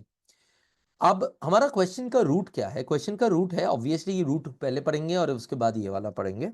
Which of the above statement are good reasons that the above policy must be recalled by the government?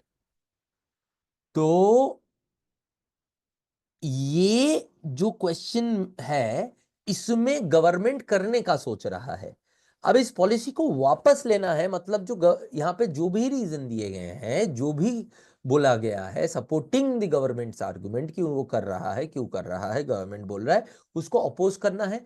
So in a way this question is a weakening of the argument question.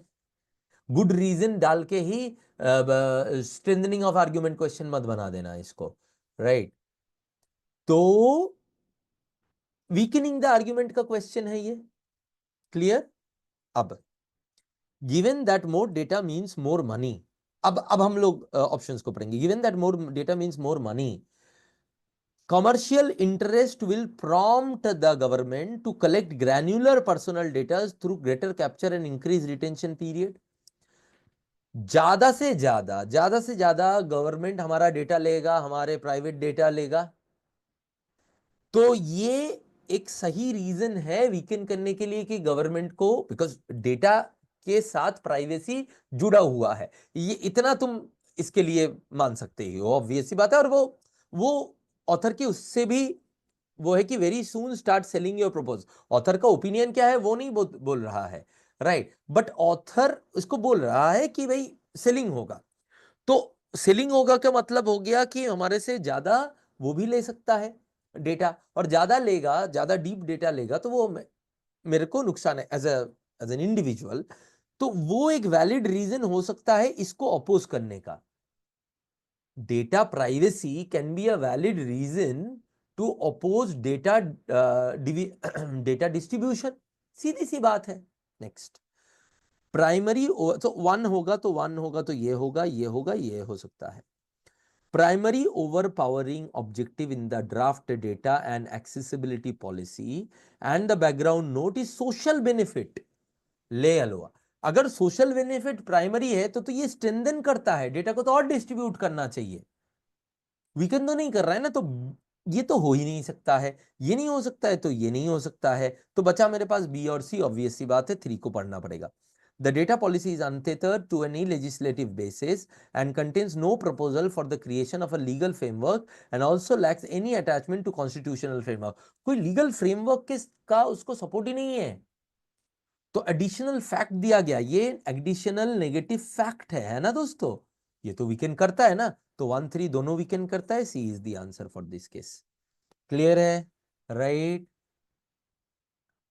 बहुत बड़ी गलती होगी, strengthening मान लिया था दीप्ति, मुझे पता है, इसीलिए मैंने बोला ना ध्यान से पढ़ो, क्योंकि इसमें यही गलती हो सकती है कि स्ट्रेंथनिंग मान लिया। यार ये इसीलिए मैं हमेशा शॉर्टकट्स, इस तरह के शॉर्टकट्स के खिलाफ नहीं होता हूं कि कीवर्ड पढ़ो और कीवर्ड से ही समझ जाओ, मतलब वो क्वेश्चन के रूट का कीवर्ड से समझ जाओ वो किस तरह का क्वेश्चन है। नहीं, कॉन्टेक्स्ट से समझो। कॉन्टेक्स्ट इज, क्या बोलूं, मतलब ये सब जो शॉर्टकट्स है वो जरूरी नहीं है जब तुम कॉन्टेक्स्ट समझ में आता है। ये कॉन्टेक्स्ट अगर समझ में आ गया तुम्हें, तो तुम्हें पता रहेगा कि ये वीकेंड करने बोल रहा है गवर्नमेंट के एक्शन को। नहीं समझ में आया तो ये क्वेश्चन आंसर ही नहीं कर सकते हो, राइट? ओके, ठीक है। पिछले दिन ही हमने एक क्वेश्चन किया था जिसमें good reason strengthening the argument था, क्यों? क्योंकि उसी टाइप का क्वेश्चन कॉन्टेक्स्ट था।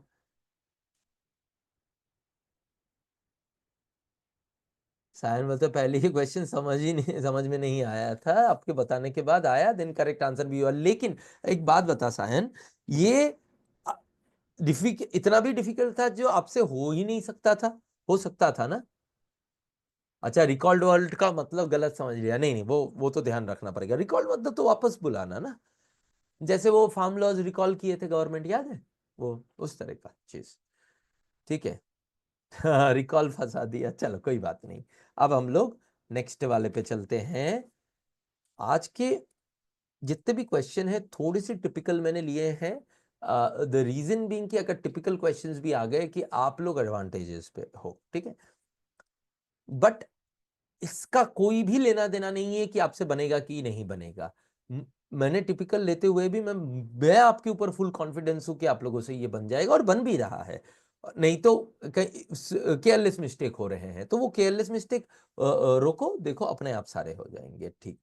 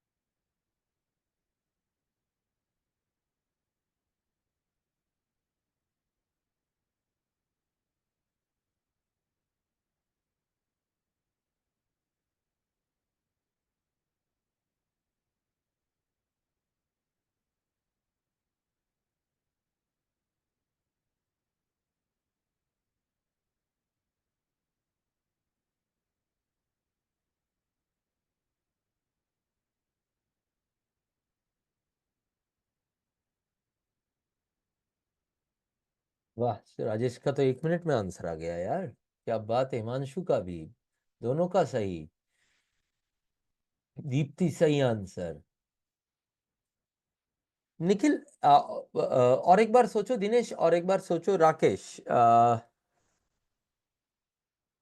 नहीं यार राकेश, ये तो नहीं है। तो अमित सही answer, very good very good. Rakesh, Dinesh और निखिल, आप लोगों के डाउट का बेसिस है, लेकिन उससे बेटर आंसर पॉसिबल है, देखना।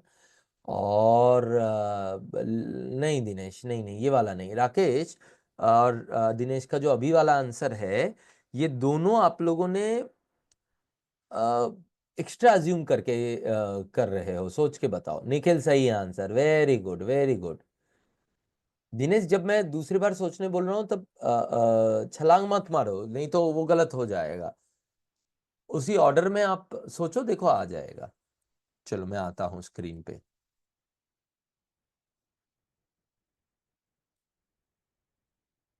देखो, इंडिया नीड्स, यस राकेश सही आंसर। दिनेश सही आंसर, अब very good very good. India needs faster GDP growth, of course, but the quality of economic growth matters as much as its quantity। तो quality भी matter करता है, क्वांटिटी भी matter करता है। साइन करते हैं, ओ गॉड इजी था। खाली पीली गलत कर दिया था।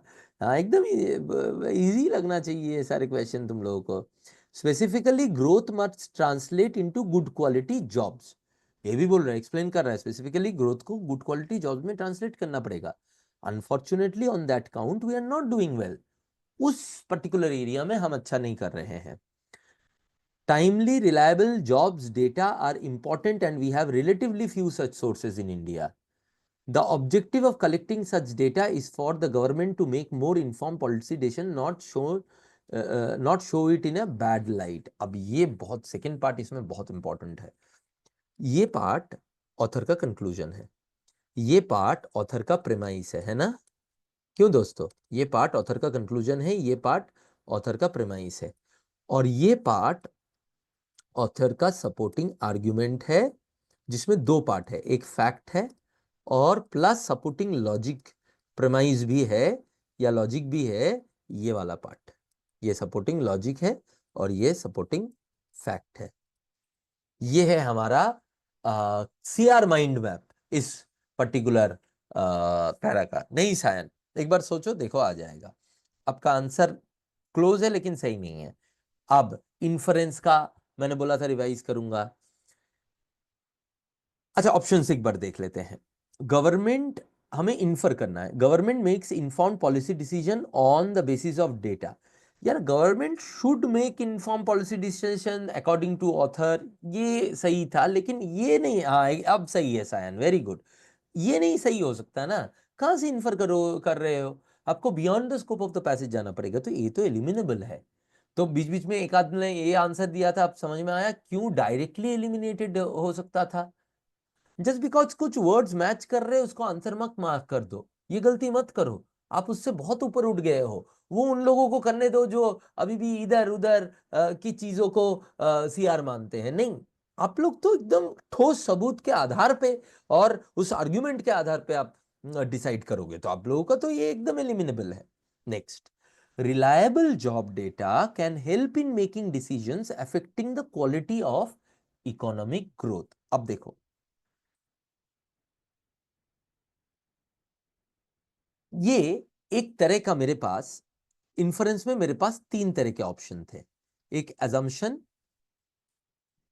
के बेसिस पे हमारा लोग फैक्ट और प्रेमाइज देते हैं, उसके बेसिस पे हमारा कंक्लूजन आता है। तो इन्फ्रेंस हमने देखा था कि हमारा कंक्लूजन जो है वो इन्फ्रेंस हो सकता है, हमारा एजम्पशन सॉरी ऑथर का एजम्पशन जो है वो इन्फ्रेंस हो सकता है, और बिल्डअप केसेस, उस केस को आगे बढ़ाने वाला कोई चीज इन्फ्रेंस हो सकता है। इसका नेचर ऑलमोस्ट एजम्पशन जैसा है, यस और नो? इसका नेचर ऑलमोस्ट एजम्पशन जैसा है, इसको रख देते हैं ना दोस्त। Growth is a function of per capita income and not just employment rate. Growth is a function of per capita income and not just employment rate. अब ये पर कैपिटा इनकम कहां पे है कहीं पे, राइट? इन्फर कर सकते हैं? नहीं कर सकते, इसीलिए किसी का सी आंसर नहीं हुआ, हम एलिमिनेट कर पाए इसको। Effective employment and economic employment differ in quality and quantity. अब ये बहुत लोगों का आंसर आया था, लेकिन अब सायन ने बोल दिया कि क्या रीजन से, उसको बी लगा था पहले, फिर डी मार्क किया था, क्योंकि माइंड का डेविल कंट्रोल कर लिया था उसको। अब मुझे एक बात बताओ, इफेक्टिव एम्प्लॉयमेंट और इकोनॉमिक एम्प्लॉयमेंट के बीच में कहां पे बात आई है? क्वालिटी ऑफ इकोनॉमिक ग्रोथ के बारे में बात आई है, गुड क्वालिटी जॉब्स के बारे में बात आई है, ठीक है, रिलायबल जॉब्स डेटा के बारे में बात आई है, राइट? एम्प्लॉयमेंट इफेक्टिव है या इकोनॉमिक है, इसके बारे में कहां पता चला? कहां है ये? सही बात अमित, न्यू वेरिएबल किधर से मिला तुम लोगों को, बोलो मुझे। मतलब तुम बताओ मुझे, डी अपने स्वस्थ दिमाग में कभी भी डी को तुम मार्क करोगे? यार इन्फ्रेंस में उस केस से रिलेटेड अजम्पशन हो सकते हैं, बट नया बिल्डअप केसेस जब आप उस लॉजिक को आगे बढ़ाते हो तब हो सकता है। ये कैसे हो सकता है? नया नया वेरिएबल आके उसको घुसा के तुम कहां से इन्फर कर सकते हो सकता है? बताओ। तो जितने लोगों ने भी डी मार्क किया उनके मन में ख्याल आया था कि नहीं आया था कि बी हो सकता है? बताओ, पहली बात। दूसरी बात, डी समझ में नहीं आया था। मैं पक्का से बोल सकता हूं डी का जो है एक्चुअल मीनिंग हो सकता है कि जल्दी पढ़ने के चक्कर में समझ में नहीं आया, तो यार दोबारा पढ़ लो। सॉल्व करने से पहले ऑब्वियस सी बात है कि आपको दो बार पढ़ना हो सकता है, क्रिटिकल रीजनिंग है यार, सोचना पड़ेगा। हाँ, एक बार डिसाइड कर लिया, मार्क कर दिया, तब नहीं हो सकता है। हाँ, यहां पे एक चीज जो निखिल कह रहा है वो भी हो सकता था कि हमने एज्यूम कर लिया इफेक्टिव और इकोनॉमिक एम्प्लॉयमेंट। दोस्त निखिल एक बात समझ, इफेक्टिव एम्प्लॉयमेंट और इकोनॉमिक एम्प्लॉयमेंट ये दो, क्या बोलूंगा, वेरिएबल को डेफिनेशन कहां से मिलेगा मुझे पैसेज में? पैसेज में गुड क्वालिटी एम्प्लॉयमेंट की बात की जा रही है, तो उसको क्या मैं इफेक्टिव एम्प्लॉयमेंट मानूं या इकोनॉमिक मानूं? कौन सा मानूं? एक बात बता मुझे। वेरिएबल तो नया है ना दोस्त, कौन सा माने? उसके लिए तो मुझे थोड़ा तो डेटा चाहिए कि इनको क्या बोलते हैं, नहीं तो तुम इट बी ऑल हवा में तीर मारने के जैसा होगा, right? Isn't it Nikhil? Right, clear है? अब जब बी ऑप्शन है जो कि डेफिनेटली है इन्फरेंस, उसके आगे तो डी फीका पड़ता ही पड़ता है, और डी में न्यू वेरिएबल भी है। Is it clear now? Any doubt D में? ऑब्वियस सी बात है, अच्छे क्वेश्चन है तो तुम्हें डाउट हो ही सकते हैं। डाउट है तो डालो, मैं वेट कर रहा हूं 2 मिनट, आर्टिकुलेट करो, डालो, और अगर क्लियर है तो CLR डालो इसमें। अच्छा, निखिल को लगा effective employment is equal to good quality jobs, और economic employment is equal to just jobs. Okay,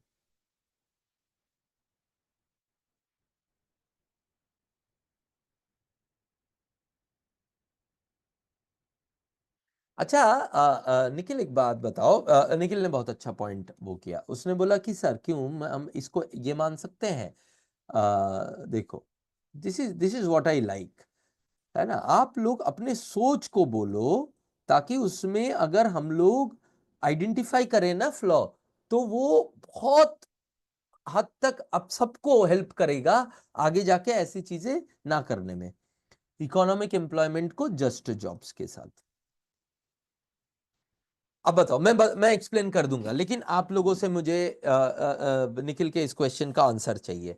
अगर निखिल ने इफेक्टिव एम्प्लॉयमेंट को गुड क्वालिटी जॉब्स माना और इकोनॉमिक एम्प्लॉयमेंट को जस्ट जॉब्स माना, तो कहां गलत हुआ? तो क्यों डी नहीं हो सकता है? बताओ, रीजन बताओ मुझे, देखते हैं क्या सोच के निकालते हो। अच्छा दिनेश, समझ में आ गया क्या हुआ था, वेरी गुड, चलो।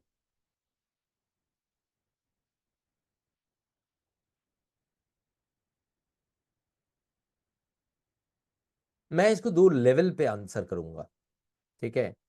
और ये मैंने इसलिए भी उठाया क्योंकि हो सकता है कि किसी किसी टाइप ऑफ क्वेश्चन में आपका भी ऐसा एक डाउट आ जाए और आप गड़बड़ करके आ जाओ, राइट। इसीलिए निखिल की इस डाउट को आंसर करना जरूरी है ताकि you guys don't do it. ये वाला समझ में आ गया, लेकिन ऐसा होता है ना कि कभी कभी हमारा भी दिमाग दूसरी तरफ चला जाता है और ऐसा कुछ एक अजम्पशन पे हमारा क्वेश्चन जो आसानी से आसान हल हो सकता था वो ये हो सकता है। अच्छा निखिल, एक चीज बताओ मुझे, बी में कोई इशू तो तुम आपको नहीं दिखा, बी गलत तो आप प्रूफ नहीं कर पा रहे हो।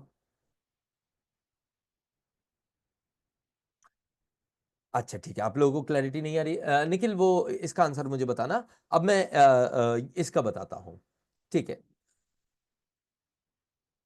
हिमांशु ने वो किया कि सर अगर मान लेते ये बिल्डअप केस भी है, तो बिल्डअप केस के लिए भी तो डेटा कम है ना। Very good. देखो इसको दो लेवल पे हम लोग वो कर रहे हैं। ठीक है, निखिल को बी पे कोई इशू नहीं है, डी से इशू था कि अगर मैंने ये एज्यूम कर लिया तो क्या। तो पहला तो ये एजम्पशन है, डेटा उतना है नहीं कि हमें एज्यूम कर पाए। ठीक है, हमने ये एज्यूम कर लिया, उसके बावजूद भी ये आंसर है कि नहीं है देख लेते हैं। नहीं नहीं राकेश राजेश, रीस्टेटमेंट नहीं है। उसके बावजूद भी हमारे पास इतना डेटा है कि नहीं है कि हम लोग ये इन्फर कर सकते कि नहीं देखें। Unfortunately on that count we are not doing well. इसका मतलब ये है, ये स्टेटमेंट का मतलब ये है कि गुड क्वालिटी जॉब्स हमारे पास नहीं है, गुड क्वालिटी जॉब्स हमारे पास नहीं है। बाकी इस पूरे पैराग्राफ में ये कहीं से इन्फर हो रहा है कि जस्ट जॉब्स हमारे पास बढ़ रहे हैं या ज्यादा है, क्योंकि उसके बाद जो डेटा दे रहा है ऑथर वो बोल रहा है कि हमारे पास कोई रिलायबल जॉब डेटा ही नहीं है।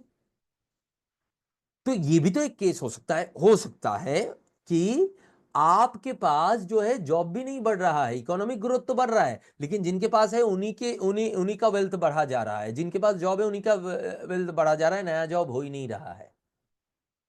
Just on the basis of these two statements I can only infer that quality jobs are not increasing. But can I infer with surety Nikhil कि जस्ट जॉब्स आर इंक्रीजिंग? सोच के बता।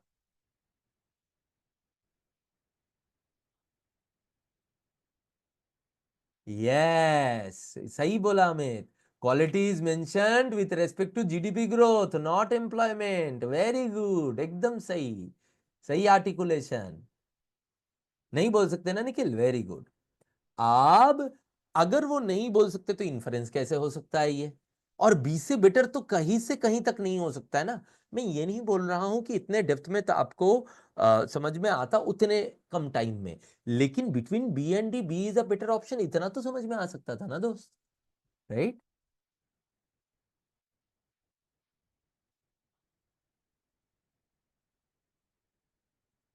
क्या reliable job data?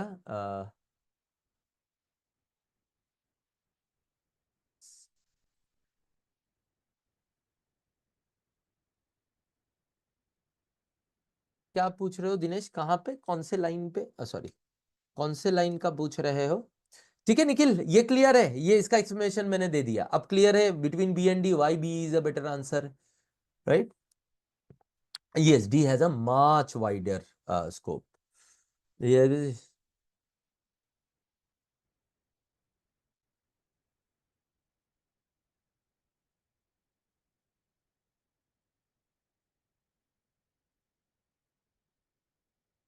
हाँ वो वही होना चाहिए, सही सही दिनेश राइट राइट, सही देखा।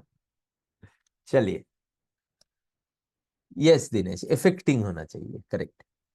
चलो नेक्स्ट वाला करते हैं।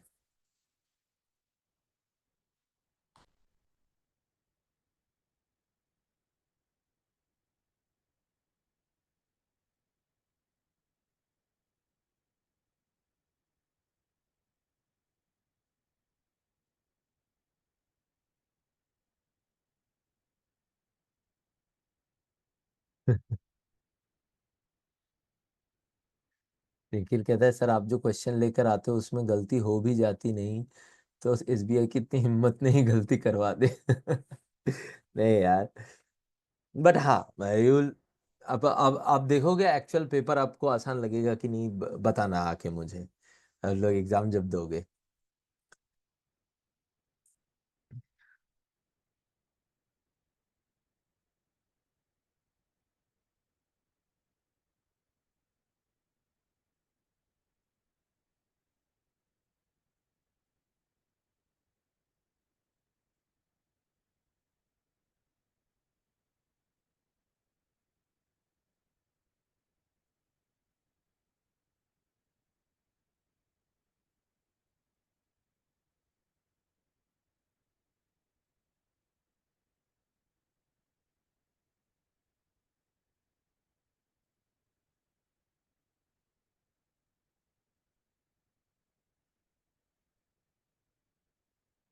दीप्ति थोड़ा सा सोच के बताओ। राजेश सही आंसर, क्या बात है। अमित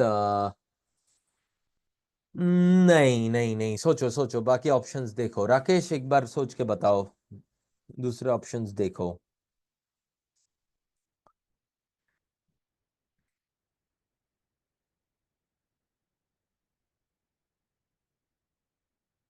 क्वेश्चन का रूट बड़ा इंपॉर्टेंट है ना दोस्त।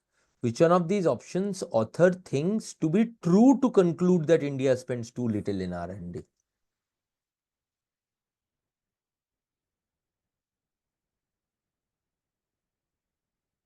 हाँ राकेश, अब सही हुआ। टाइप ऑफ, नहीं निखिल, सोच के बताओ। अच्छा, किस तरह का क्वेश्चन है ये सोचो पहले। किस तरह का क्वेश्चन है ये दोस्तों, किस तरह का क्वेश्चन है। हमने जो जो टाइप ऑफ क्वेश्चन किया उसमें किस तरह का क्वेश्चन है। अजम्पशन क्वेश्चन है। वेरी गुड दीप्ति, एकदम अजम्पशन क्वेश्चन है ये। मतलब ऑथर क्या सोचेगा कि उसके वजह से वो बोलेगा कि भाई इंडिया टू लिटिल R&D में करता है। मान लेते हैं अगर इंडिया टू लिटिल R&D में करता है, ये कंक्लूजन है, तो इसको मैं अजम्पशन या स्ट्रेंथनिंग द आर्गुमेंट क्वेश्चन बोल सकता हूं, है ना। Right. assumption and strengthening the argument question बोल सकता हूं। अब मैं ऑप्शंस में जा रहा हूं। देखो, अब मैं इसके नहीं निकले। अब इस बार सही दिया आपने। इट इज सही, प्रज्ञा सही। The bigger problem of R&D in India is too little spending. पहले लाइन में उन्होंने प्रॉब्लम बोल दिया, चलो ठीक है। Per capita gross expenditure on R&D, GERD, as shown by Niti Aayog's latest India Innovation Index report, is just $43 against 1,800 US, 325, which is 3.5% of GDP, 0.7% of GDP, 2.4% of GDP in China. India US और China के अंदर वो किया, क्या कहते हैं, क्या बोलते हैं इसको, कंपेयर किया। Even per capita GERD in emerging companies is far ahead. Okay, per capita GERD emerging companies में भी फार अहेड है। $173, South Africa $105। Clearly too little has been spend in R&D despite India's economic transformation over 30+ years. तो मेरे पास दो तरह के लोगों के साथ हमारा कंपैरिजन हुआ, डेवलप्ड कंट्रीज और इमर्जिंग कंट्रीज, ठीक है। और मेरे को कंपैरिजन में एक तो हुआ कि गर्ड का एब्सोल्यूट अमाउंट, और दोनों केस में, नहीं सॉरी, डेवलप्ड कंट्रीज के साथ absolute amount and percentage of GDP का कंपैरिजन हुआ, और इसमें सिर्फ एब्सोल्यूट अमाउंट का कंपैरिजन हुआ, ठीक है। और इस बेसिस पे उसने फाइनली कंक्लूड किया कि हमारा R&D में जो है कम है investment, too little in R&D। India is one of the emerging economies in the world, बोल सकते हो। इस डेटा के बेसिस पे मुझे मुझे डेवलप्ड कंट्री के साथ भी कंपेयर किया गया, डेवलपिंग इमर्जिंग कंट्रीज के साथ भी किया गया।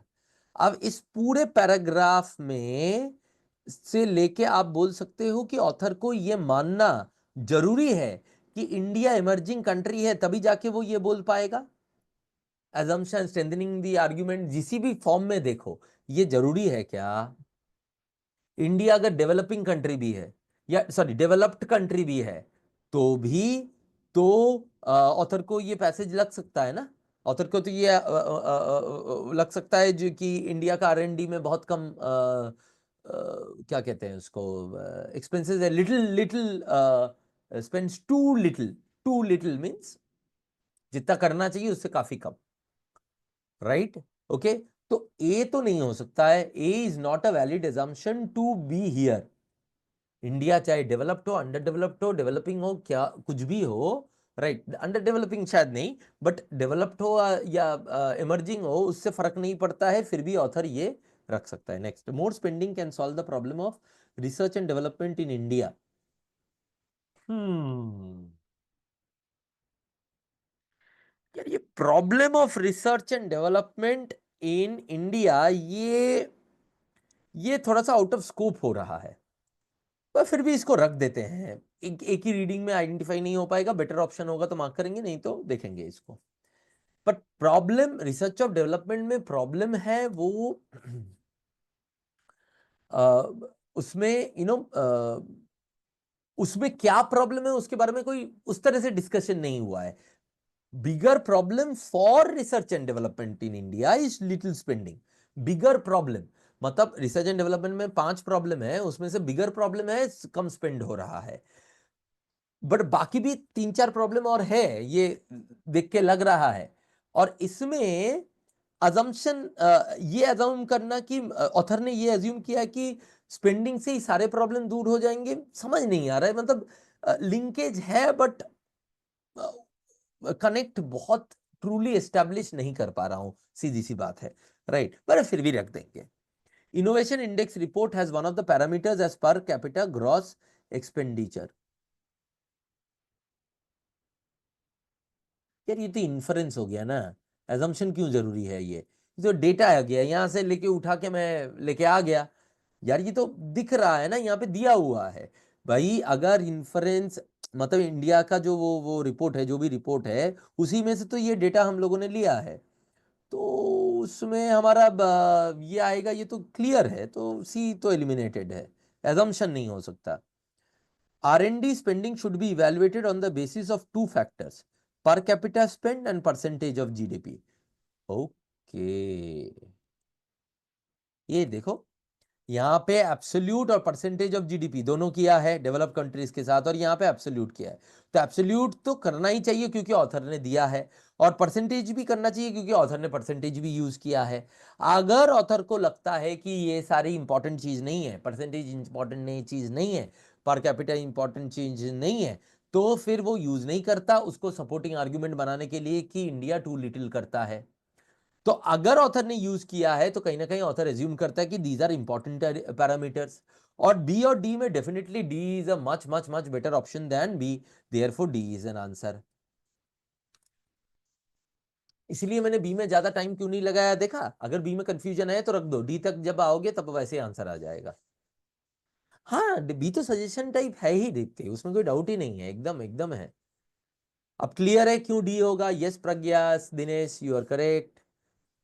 जिन लोगों ने डी मार्क नहीं किया था उनको अभी क्लियर है? कोई डाउट इस पे? नहीं ना?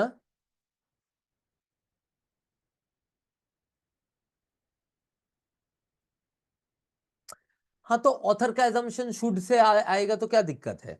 दीप्ति कह रही कि सर इसमें तो शुड बोला गया है, ठीक है, तो वो यहाँ पे कैन बोला गया है, राइट। तो यहाँ पे द पॉइंट इज कि author thinks to be true which one of these option, reason नहीं बोल रहा है, वो बोल रहा है which one of these options author thinks to be true to conclude India spends too little in R&D।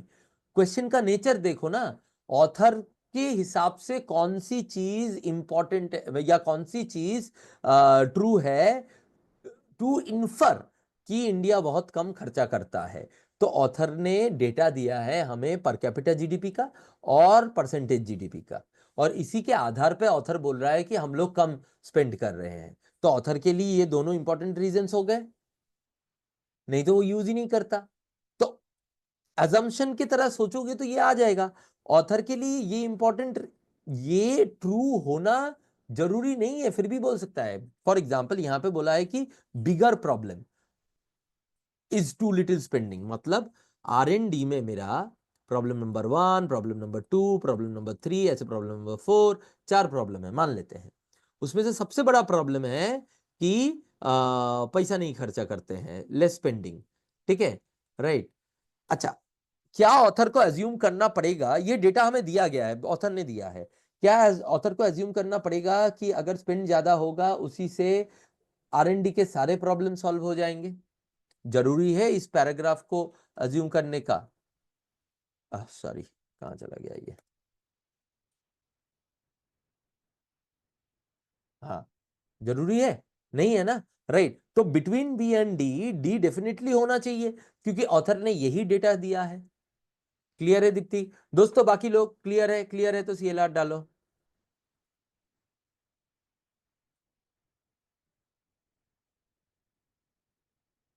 Clear? Himanshu, emerging economies India है कि नहीं है ये अजम्पशन जरूरी नहीं है। हाँ निखिल, वही तो मैंने बोला ना, कि passage says less spending is the bigger problem, इसका मतलब दूसरे प्रॉब्लम भी है, तो वो सारे प्रॉब्लम सॉल्व करेगा, ये अज्यूम करना ऑथर के लिए जरूरी नहीं है इस पैराग्राफ को बोलने के लिए, है ना, ये स्ट्रेंथन भी नहीं कर रहा है उस तरह से। और हिमांशु तुम्हारा क्वेश्चन जो था क्या था, एक सेकंड रुको, क्या था तुम्हारा क्वेश्चन?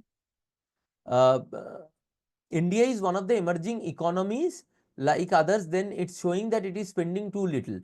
यार वो हो भी सकता है, नहीं भी हो सकता, क्योंकि डेवलप्ड इकोनॉमीज के साथ भी तो हम लोगों ने कंपेयर किया ना, ऑथर ने कहीं पे भी ये बोला नहीं है कि डेवलप्ड इकोनॉमीज के साथ हमें कंपेयर नहीं करना चाहिए, वो डेटा भी तो दिया है ना, तो हम लोग उसको, ऑथर उसको एज्यूम करेगा ऐसा जरूरी नहीं है, राइट?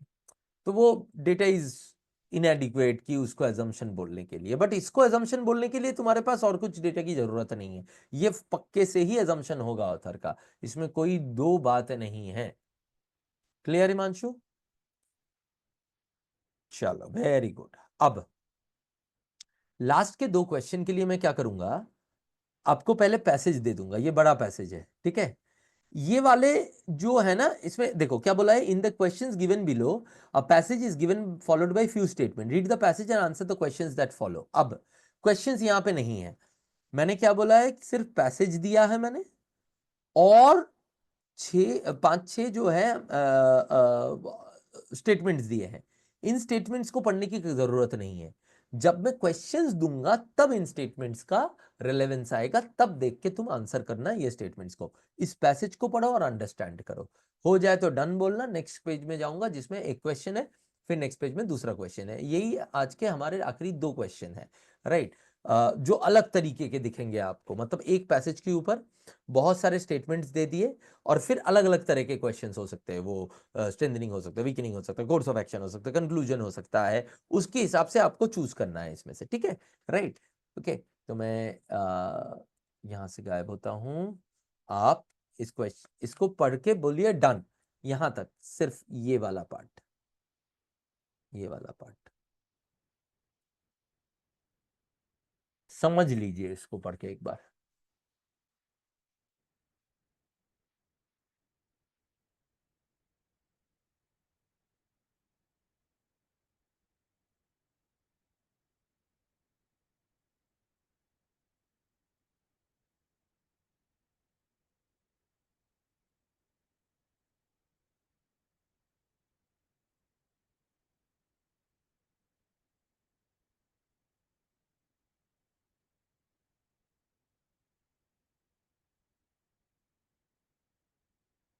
पैसेज का एक फ्लो चार्ट या माइंड मैप अपने दिमाग में बना लीजिए और डन डाल दीजिए, एक बार पढ़ना हो गया था।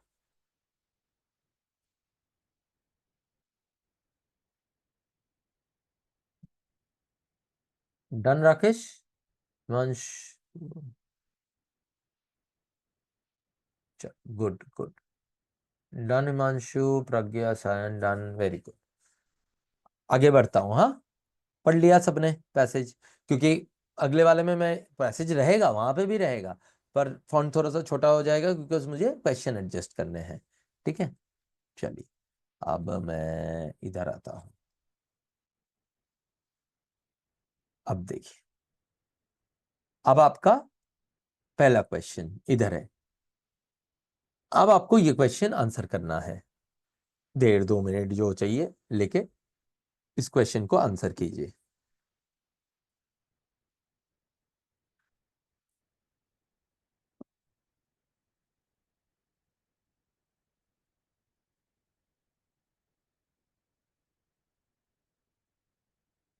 वाह, निखिल का आते ही आंसर आ गया, सही आंसर है निखिल। देखा अच्छे से पढ़ने का क्या वो होता है। हम्म, हम्म, नहीं हिमांशु, आधा सही है, मतलब ठीक है, बट सोचो और थोड़ा सा। हम्म, नहीं राकेश, क्वेश्चन तो देख, तुमने जो क्वेश्चन आंसर किया है वो कैसे हो सकता है? प्रज्ञा सही आंसर, राजेश नहीं है, बट थोड़ा सा और देखो। यस हिमांशु, सही आंसर, करेक्ट आंसर। राजेश, और एक बार देखो, जो 1 to 5 है उसमें आ जाएगा नहीं दीप्ति, और एक बार देखो। यस, एकदम सही अब दीप्ति।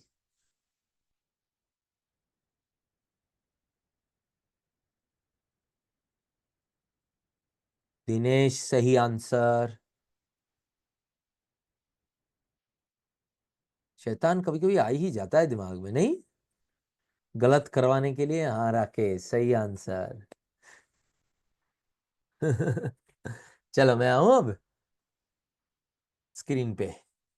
अच्छा नहीं, एक बार दूसरा वाला भी कर लेते हैं। चलिए मैं ना दूसरा वाला भी कर लेते हैं पहले।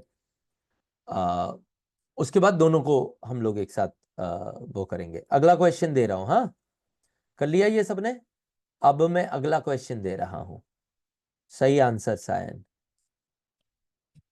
जिन्होंने कर लिया लेकिन आंसर नहीं दिया है वो कम से कम आंसर यहाँ दे दे। और बाकी इसके ऊपर चले जाए, सभी इसके ऊपर चले जाए, इस वाले क्वेश्चन के ऊपर। फिर मैं एक साथ दोनों को सॉल्व करूंगा।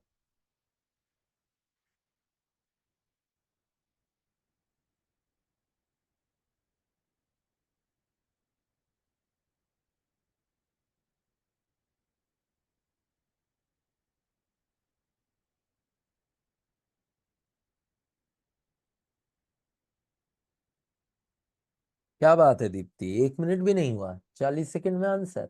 क्या बात है, क्या बात। गुड गुड, सही आंसर। हिमांशु।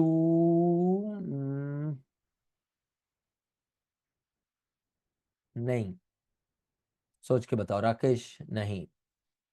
सोच के बताओ, आधा मतलब एक पार्ट गलत हो रहा है। निखिल सही answer, very good very good. एक पार्ट गलत हो रहा है हिमांशु। राकेश, हाँ अब सही है राकेश, गुड गुड। राजेश सही आंसर। नहीं कृष्णा, एक बार सोच के बताओ। एक जो आंसर नहीं है उसको भी बना रहे हो उसमें। सायन एक बार सोच के बताओ ध्यान से।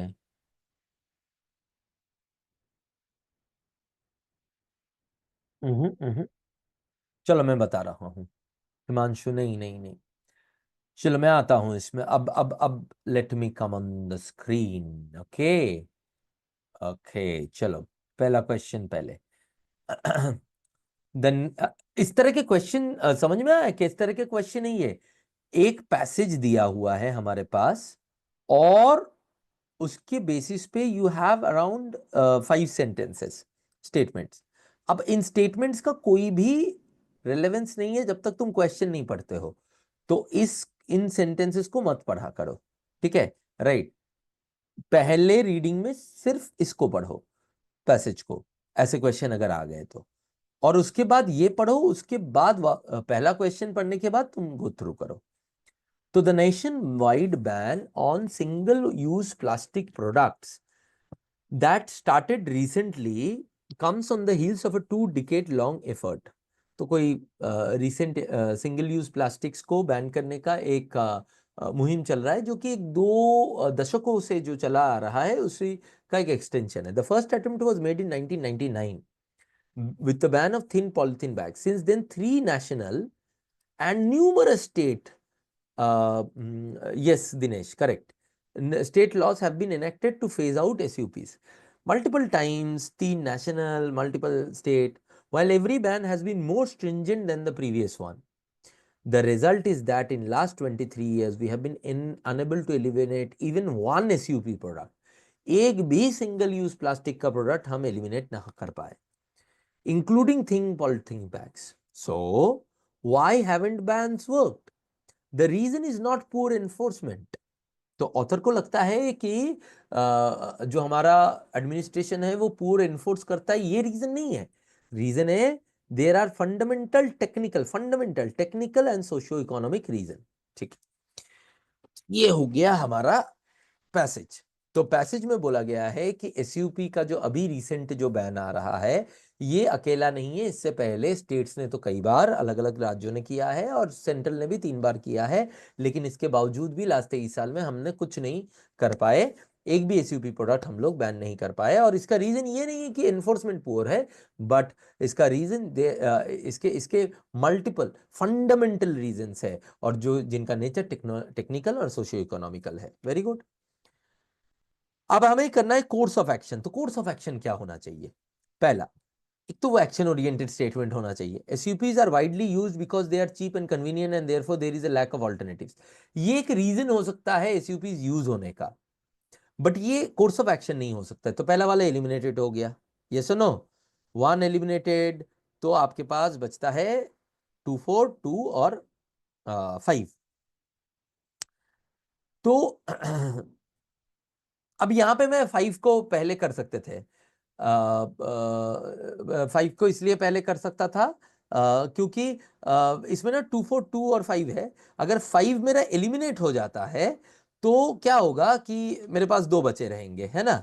और अगर मेरा 5 एलिमिनेट नहीं होता है तो 5 ही हो सकता है, इसीलिए मैं 5 में पहले जाऊंगा। Reasons beyond legal makes bans of SUPs insufficient, ये रीजन बता रहा है, ये रीजन बता रहा है, राइट? तो ये कोर्स ऑफ एक्शन तो नहीं हो सकता। तो अब तुम एक बात देखो, सी और डी में मुझे ओनली टू को कभी पढ़ने की जरूरत ही नहीं है, क्योंकि मुझे पता है 2 होगा ही होगा, राइट? अब 4 है कि नहीं है वो देखना है।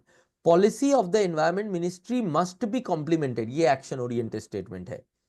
एनवायरमेंट का जो पॉलिसी है वो इकोनॉमिक और इंडस्ट्रियल पॉलिसीज के साथ बनने चाहिए from the finance and industry related ministries.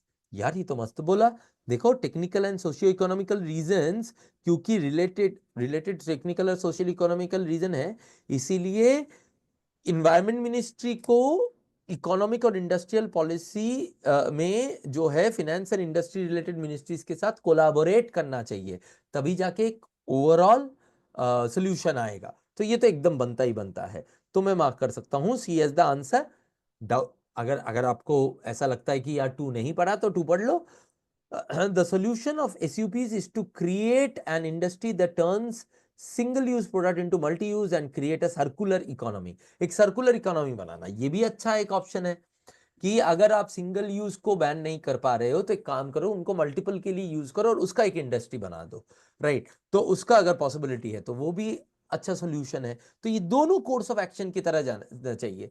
Course of action में होता क्या है दोस्तों? कोर्स ऑफ एक्शन में हम लोगों ने देखा था कि course of action is basically कि आपका या तो कोई एक प्रॉब्लम है उसका इमीडिएट कुछ सोल्यूशन रिएक्टिव, और या तो long term solution which is proactive, right? ये आप बोल सकते हो कि इमीडिएट है, और ये एक लॉन्ग टर्म बेसिस पे, सॉरी, ये एक लॉन्ग टर्म बेसिस पे है, राइट? तो इस तरह से आप आइडेंटिफाई कर सकते हो। तो दोनों आंसर होंगे इसके। कोई डाउट है? सी आंसर है इसका दोस्तों, राइट? अब निखिल बोल रहा है कि sir option 1 can be inference. देखता हूं मैं एक बार। SUPs are widely used because they are, yes, buildup case है, हाँ हाँ एकदम इन्फरेंस अगर इसमें आता है तो ऑप्शन 1 का ऑप्शन हो सकता है। दीप्ति बोलती है शेयर 4 वाले में मैंने फाइनेंस एंड इंडस्ट्री के वजह से सोचा आउट ऑफ स्कोप है इसलिए नहीं, बट यार दोस्त, फंडामेंटल टेक्निकल और सोशियो इकोनॉमिक ये तो मिनिस्ट्री रिलेटेड है ना। इकोनॉमिक मतलब तो फिनेंस हो गया ना, इंडस्ट्री ये क्या कहते हैं, मिनिस्ट्री। मिनिस्ट्री हमारे देश का काम करती है पॉलिसी मेकिंग। तो इकोनॉमिक अगर है, टेक्निकल अगर है, तो एनवायरमेंट, और ये एनवायरमेंट रिलेटेड तो है ही। तो एनवायरमेंट कोर्स ऑफ एक्शन है ना दीप्ति, इसमें आउट ऑफ स्कोप वाला उस तरह से मत देखना, असम्पशन इन्फरेंस वाले में से कंक्लूजन के हिसाब से। ये तो हमने बात किया था ना, आउट ऑफ स्कोप इंपॉर्टेंट चीज है, लेकिन आउट ऑफ स्कोप का जो एप्लीकेशन है वो हर जगह पे हमने अलग अलग देखा था ना, वो तो हमने बहुत क्लियरली एक्सप्लेन किया था। तो उसको नहीं करना है, ठीक है, राइट? और निकलने वाला इन्फ्लुएंस हो सकता है, एकदम बिल्डअप केस हो सकता है, राइट? तो मेरा सी, सी में किसी को डाउट है? किसी को और कोई भी डाउट है इसमें? ये सी होगा। देखा, इसके ऊपर ऐसे 2 क्वेश्चन दिए थे, इसके ऊपर 3 भी आ सकते हैं, 4 भी आ सकते हैं question. As a matter of fact, और एक पैसेज बड़ा करके इसको आरसी में भी घुसा सकते हैं लोग, right? Expect this to happen if not in SBI clerk mains, SBI PO mains में भी you can expect that to happen. तो रेडी रहो ऐसे, या आईबीपीएस पीओ मेंस में भी इस तरह की चीजें हो सकता है कि पैसेज बना के इस तरह का क्वेश्चन उसने उसमें डाल दिया इंग्लिश में। क्रिटिकल रीजनिंग में तो डाल ही सकते हैं। यहाँ पे ये सबको क्लियर है? नेक्स्ट वाला देखें। which are the valid conclusion based on the passage.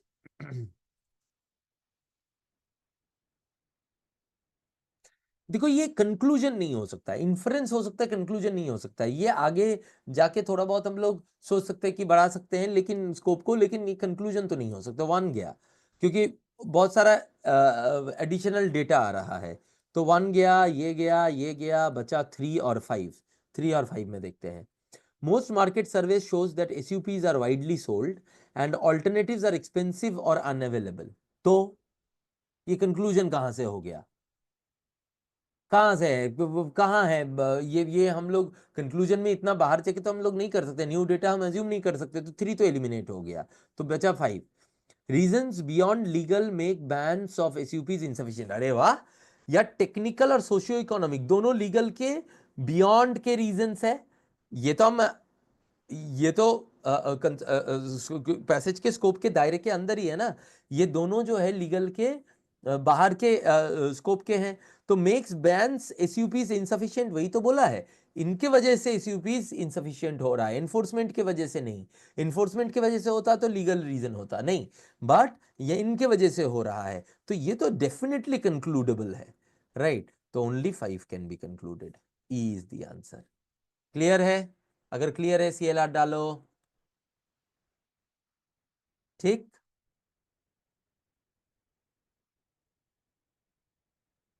ठीक है। Clear Rakesh, clear Rajesh, Himanshu clear. अच्छा, ठीक से पढ़ा नहीं था, ठीक है, ये ध्यान से पढ़ना है ना।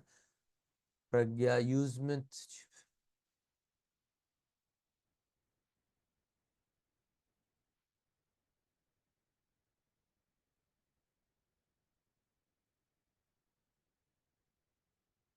दीप्ति बोलती है उसमें तो चीप एंड कन्वीनियंट की एड ही नहीं हुई। हाँ नहीं हुई ना, तो इसीलिए तो बिल्डअप केस के हिसाब से इन्फ्रेंस सोच सकते हैं दीप्ति, लेकिन आएगा नहीं, थोड़ा सा लंबा है। हाँ वो भी आप सही कह रहे हो, राइट, है ना। ठीक है, चलो सबका क्लियर है, वेरी गुड, समझ में आ गया। अब ऐसे क्वेश्चंस अगर मेरे बोलने के बाद समझ में आ जाता है तो भी आपको जो है अब मतलब तो भी आप एकदम सही जगह पे हो, कोई कुछ कुछ नहीं होगा। इससे काफी आसान क्वेश्चन आना आया है और आएगा आप लोगों को, और आप आसानी से आंसर कर दोगे। ठीक है, दिनेश कह रहा है कि रैदर रशिंग टू के bit time giving fruitful answers. हाँ एकदम रश नहीं करना है, नहीं नहीं रश नहीं करना है। साइन, अजम्पशन, इन्फरेंस, कंक्लूजन अलग अलग जीव है। एजम्पशन वो है जिसके आधार पे, जिसके बेसिस पे, जिसको दिमाग में रख के ऑथर जो है पैसेज को बोलता है, राइट। और उसी उसी के ऊपर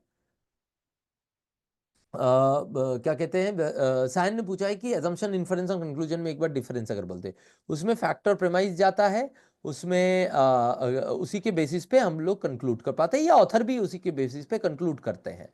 अब ये जो बेसिस है इसको हम लोग एजम्पशन कहते हैं। अब इनके नेचर के हिसाब से दो तरह के होते हैं कि भाई तुम जनरल अगर हो, सॉरी अजम्पशन जनरल होता है, और अजम्पशन या तो ब्रिज करता है अपने फैक्ट और प्रेमाइस और हमारे कंक्लूजन के गैप का, वो भी जनरली होता है। अब इसमें एक चीज होता है, एक केस स्पेसिफिक अजम्पशन होता है जिसमें कि वो चीजें जो लिखा गया है स्टेटमेंट में वो एक्चुअली में हुआ भी है, राइट। इन दोनों में मैंने देखा, आज मैंने दिखाया भी, पहले भी बताया था कि इन दोनों में चॉइस आए तो इसको उठाना है, ठीक है, राइट, ओके। और इसमें नेगेशन का रूल लगता है। ये हो गया आपका एजम्पशन का समरी। Next, conclusion. कंक्लूजन जो है स्पेसिफिक टू द केस होगा, और ये नॉर्मली हमारे सामने आता है समरी, पार्शियल या फुल समरी के हिसाब से, और कभी कभी कोर्स ऑफ एक्शन के फॉर्म में आता है हमारे पास। बिल्डअप केसेस हो सकता है but without introducing a lot of new variable, new variable नहीं आएगा उसमें, और रीस्टेटमेंट इसमें होगा नहीं, राइट, ओके। ये हो गया। और इन्फरेंस क्या हो गया? इन्फरेंस आपका हो गया दोस्तों कि अगर वो वाले टाइप का केस है। अच्छा, इसमें कंक्लूजन मैंने वो भी बताया था कि जो विराट कोहली जो 5 मैचेस खेले हैं, वो स्कोप से रिलेटेड जो अजम्पशन है वो कंक्लूजन भी हो सकता है, वो इन्फरेंस भी हो सकता है। अलग अलग क्वेश्चन में इस तरह के जो स्टेटमेंट्स होते हैं वो तीनों हो सकते हैं। ठीक है। अजम्पशन, इन्फरेंस जो है अजम्पशन हो सकता है, कंक्लूजन हो सकता है जब स्कोप उनका इक्वल हो, जब स्कोप उनका इक्वल हो। और बिल्डअप केसेस हो सकता है, ऑब्वियसली कोर्स ऑफ एक्शंस भी हो सकते हैं, राइट। ठीक है, ये हमारा इन्फरेंस हो सकता है। इन्फरेंस का मतलब समझना, ये जो इन्फरेंस में आप लोगों को डाउट हो रहा है ना, वो डाउट इसलिए हो रहा है because you are going beyond what we have discussed and trying to create a safe rule for it. There is no safe rule for inference. Inference is a generic term and it can mean many things. तो उसको तो मानना ही पड़ेगा ना, उसको जो जो है उसको तो मानना पड़ेगा, राइट। ओके, तो ये चीज जो है आपको समझानी पड़ेगी। कौन सा राजेश मूवी वाला एग्जांपल, कौन कौन सा वाला एग्जांपल बता रहे थे, बताओ। ठीक है, तो वो है जेनरिक, तो वो वही होगा। सो इसी केसेस में, अच्छा जब इन्फरेंस आएगा तब तो एजम्पशन नहीं आएगा ना, तो वो एग्जैक्टली वही वाला जो चीज यहां पे होगा। ओ हाँ हाँ हाँ, राजेश बोल रहा है कि वो जो डायरेक्टर डायरेक्टर का जो थॉट है मूवी में जाने से पहले, वो हो गया आपका एजम्पशन, राइट। ओके, अंदर जो वो किया फैक्ट प्रीमाइस, वो जो हो गया, वो अंदर जैसे उसने बनाया वो हो गया आपका फैक्ट प्रीमाइस। आर्ग्यूमेंट, आर्ग्यूमेंट हो गया, मूवी हो गया आर्ग्यूमेंट। और ऑडियंस क्या सोचती है उसके बारे में, वो हो गया इन्फरेंस, राइट। ओके, तो इस तरह से।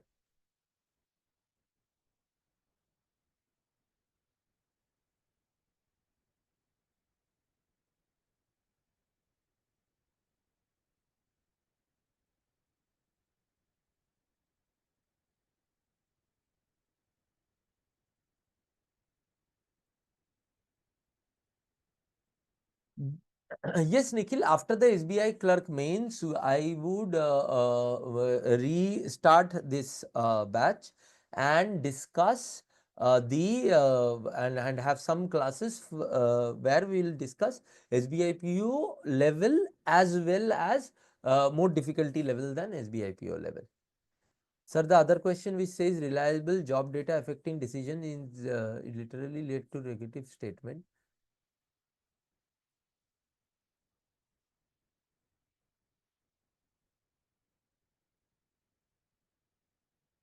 हाँ ना दिनेश, मतलब उसमें क्या डाउट है, वो थोड़ा सा बताना, वो मुझे नहीं समझ में आ रहा क्या बता रहे हो उसमें। ठीक है, ठीक है दिनेश का वो करेंगे। बाकी ये अजम्पशन और वो हो गया। बाकी चीजों में हमेशा वो वाला पार्ट रिवीजन करना है ना, ये लास्ट 3 दिन में जहां जहां पे हम लोगों ने कॉन्सेप्ट वाले पार्ट किया है, कॉन्सेप्ट वाला पार्ट, वो वाला पार्ट एक बार जाके रिविजिट कर लो, जिन जिन लेक्चर्स में कॉन्सेप्ट वाला पार्ट किया है, राइट। ओके, और एसबीआई पीओ के लिए टेंशन मत लो। इवन एसबीआई पीओ क्या है, जिन्होंने भी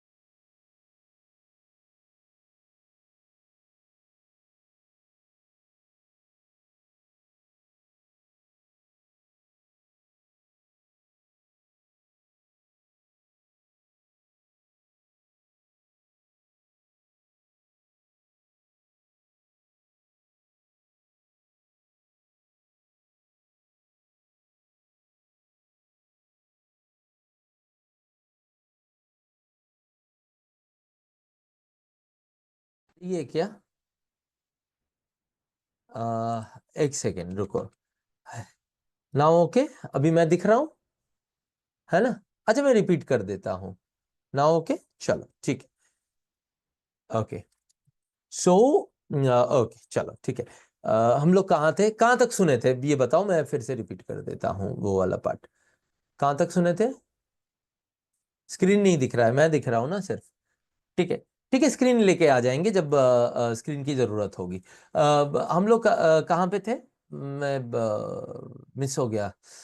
till when you were, what we were we discussing? क्या बात कर रहे थे यार, मैं क्या बोल रहा था? हम्म। अच्छा, assumption, okay okay okay okay ठीक है। हाँ अब स्क्रीन भी आ गया। हाँ, classes after exam, right right right. ठीक है, तो क्लासेस आफ्टर एग्जाम का ये है कि एसबीआई पीओ में अगर you have not got a call also, you should attend those classes, because that's going to be very, those are going to be very very important. आपका जो level of thought process है ना, उसको ऐसे level पे लेके जाएगा ना, वो आने वाले सीजन के सारे एग्जाम्स में काम आएगा। और क्रिटिकल रीजनिंग आपने देखा ही है कि पूरे इंग्लिश में ही आपको काम आएगा, इवन कहीं कहीं भी तो लॉजिकल रीजनिंग में भी काम आएगा, ठीक है ना? Right, okay. तो ये कर लेना, रिवीजन कर लेना। और बस, और क्या, और तो कुछ नहीं बचता है। हाँ, इंग्लिश के बारे में, इंग्लिश के बारे में मेरी एक चीज है कि देखो, cloze test, parajumble, RC, cloze test, parajumble, RC, और एक क्या है, और ग्रामर के एप्लीकेशन क्वेश्चंस, ग्रामर के एप्लीकेशन क्वेश्चंस, क्लोज टेस्ट और फिल इन द ब्लैंक्स एक ही हो गया। वोकैब के एप्लीकेशन क्वेश्चंस, वोकैब के एप्लीकेशन क्वेश्चंस, और क्या, और अगर कुछ मिसलेनस आ गया जैसे sentence completion, match the column, तो हो गया ग्रामर का एप्लीकेशन क्वेश्चन ही एक तरह से, राइट। मिसलेनस में आ गया आपका पैराग्राफ कंप्लीशन, इस तरह का चीज, है ना?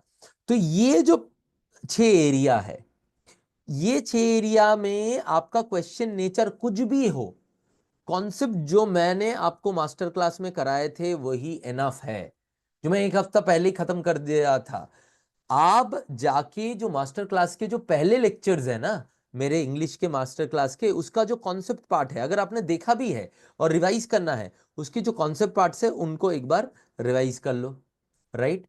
बस, और उसी के बेसिस पे अगले जो 2 मॉक्स आप देने वाले हो, अगले 2 दिन में या 3 दिन में 2 मॉक्स जो देने वाले हो, उन पे वो अप्लाई कर दो। इससे ऊपर आपको और कुछ नहीं करना है इंग्लिश में। इंग्लिश में if you had sincerely prepared, जिस तरह से हम लोगों ने बात किया था हमारे यूट्यूब के लेक्चर्स में, that is more than enough. Now coming back to the another part of it, देखो इंग्लिश में अगेन यहां पे भी एप्टीट्यूड और एटीट्यूड की बात आती है।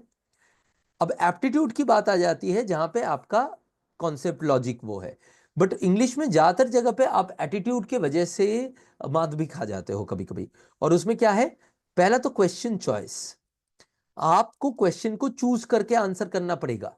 इसके लिए मैंने पिछले क्लास में ही बोल दिया था कि लाइव वाला लेक्चर जो है, जो मैंने जिसमें लाइव मॉक लिया था, वो देख लेना, ठीक है। वो मोस्ट प्रोबेबली आप लोगों ने देख लिया है। क्वेश्चन चॉइस के बाद है कि जब आप क्वेश्चन करते हो तब टाइम लिमिट को ध्यान में रखते हुए करो। खास करके इंग्लिश में ये टाइम लिमिट बहुत इंपॉर्टेंट हो जाता है, because you are able to do almost all questions अगर टाइम को ठीक से हैंडल किया तो। एंड उस टाइम लिमिट में अगर आपका नहीं होता है तो उसको छोड़ के आगे बढ़ जाओ। And then what you do is that, question का जो चॉइस है उसमें उसमें अपने ऑलरेडी इंश्योर कर लिया कि जिससे आपको स्कोर अच्छा मिलेगा वो पहले करोगे, जिससे आपको स्कोर अच्छे मिलने के चांसेस कम दिखते हैं या अनसर्टन है, उसको आप बाद में करोगे, राइट। तो ये आपका हो गया। और फाइनली जो है वहां पे लॉजिक, लॉजिक लगाओ। सिर्फ इंग्लिश को, ग्रामर और वोकैब के नॉलेज को मेन मत करो अपने दिमाग में, लॉजिक को भी रखो। इवन कितने बार तो हमने दिखाया है कि ग्रामर के क्वेश्चन लॉजिक से आते हैं, वोकैब के क्वेश्चन कॉन्टेक्चुअल वोकेबलरी से हम लोग आंसर कर पाते हैं, राइट? तो until unless you have read the whole thing and the question root, do not decide whether you will do that question or not, right? Obviously order आपको choose करना है, बट इससे नहीं करना है। ये तीन एटीट्यूड, ऑब्वियसली कॉन्फिडेंस वाला बात तो हमेशा के लिए है ही है। ये तीन चीजें अगर आप लोगों ने ठीक कर दिया, आपका होगा ही होगा अच्छा, उसमें कोई डाउट नहीं है। Sir, is there any update regarding the new course from basic to advanced for the next season? 2-3 हफ्ता दे दो, ये SBI PO का डिस्क्रिप्टिव का कोर्स खत्म करूंगा पहले, और ये वाला क्रिटिकल रीजनिंग का जो एडिशनल बोनस सेशंस जो हम लोगों को करने हैं SBI PO और हायर लेवल का, वो खत्म करेंगे, और उसके बाद हम लोग ऑब्वियसली नेक्स्ट सीजन का बेसिक टू एडवांस होगा। Sir considering English can we expect 3 RCR? Rajesh बोलता है, हाँ है, एकदम हो सकता है। Sir considering English weightage in the SBI PO mains, what should be the approach? As earlier one can score high in English and get selections, but now counter took place of that thing. SBI PO में देखो, SBI PO में obvious सी बात है, English का जो weightage को है उन्होंने थोड़ा सा नॉर्मलाइज कर दिया है, बट जब तक पेपर का तरीका नहीं आएगा तब तक हमें नहीं पता चलेगा। इस बार का पेपर नहीं होगा कि क्वांटम रीजनिंग इन लोगों ने आसान किया है या वही डिफिकल्टी लेवल का रखा है। तब तो जितना हो पाएगा उतना ही करोगे। इंग्लिश में भी ज्यादा से ज्यादा स्कोर करने की कोशिश करोगे, 20 में से 20 लाने की कोशिश करोगे, या 18-19 लाने की कोशिश करोगे, वही करना है।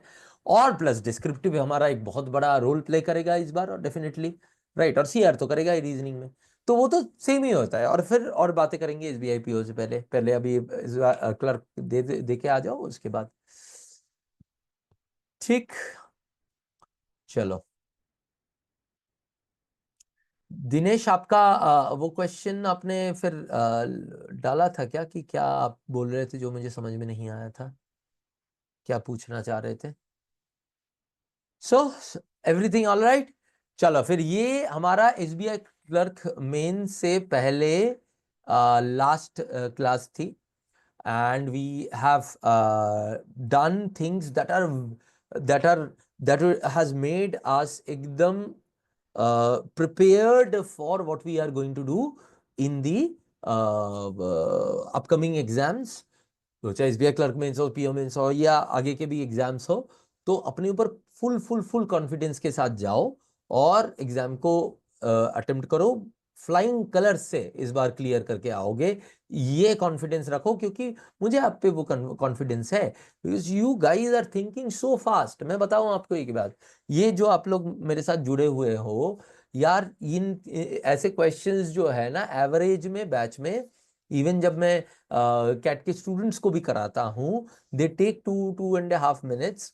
इसमें कोई असम्पशन नहीं कि कैट के स्टूडेंट्स जो हैं वो बेटर होते हैं, मतलब मैं बोल रहा हूँ कि कैट के वो स्टूडेंट्स जो कैट में जाके एक्चुअली परफॉर्म करते हैं, उनको भी इस बैच के इक्वल या ज्यादा टाइम लगा है, इस बैच से कम टाइम नहीं लगा है। तो you are just right there at the top, right? Okay, वो अगर डेविल को थोड़ा सा कंट्रोल में ले आए ना, बस, तो कोई चांस ही नहीं है तुम लोग जो है इस बार वो करोगे। हिमांशु कहता है, thank you so much sir, because of you I have started doing CR। एकदम, CR से तो हम लोग कितना नंबर कमाएंगे देखो।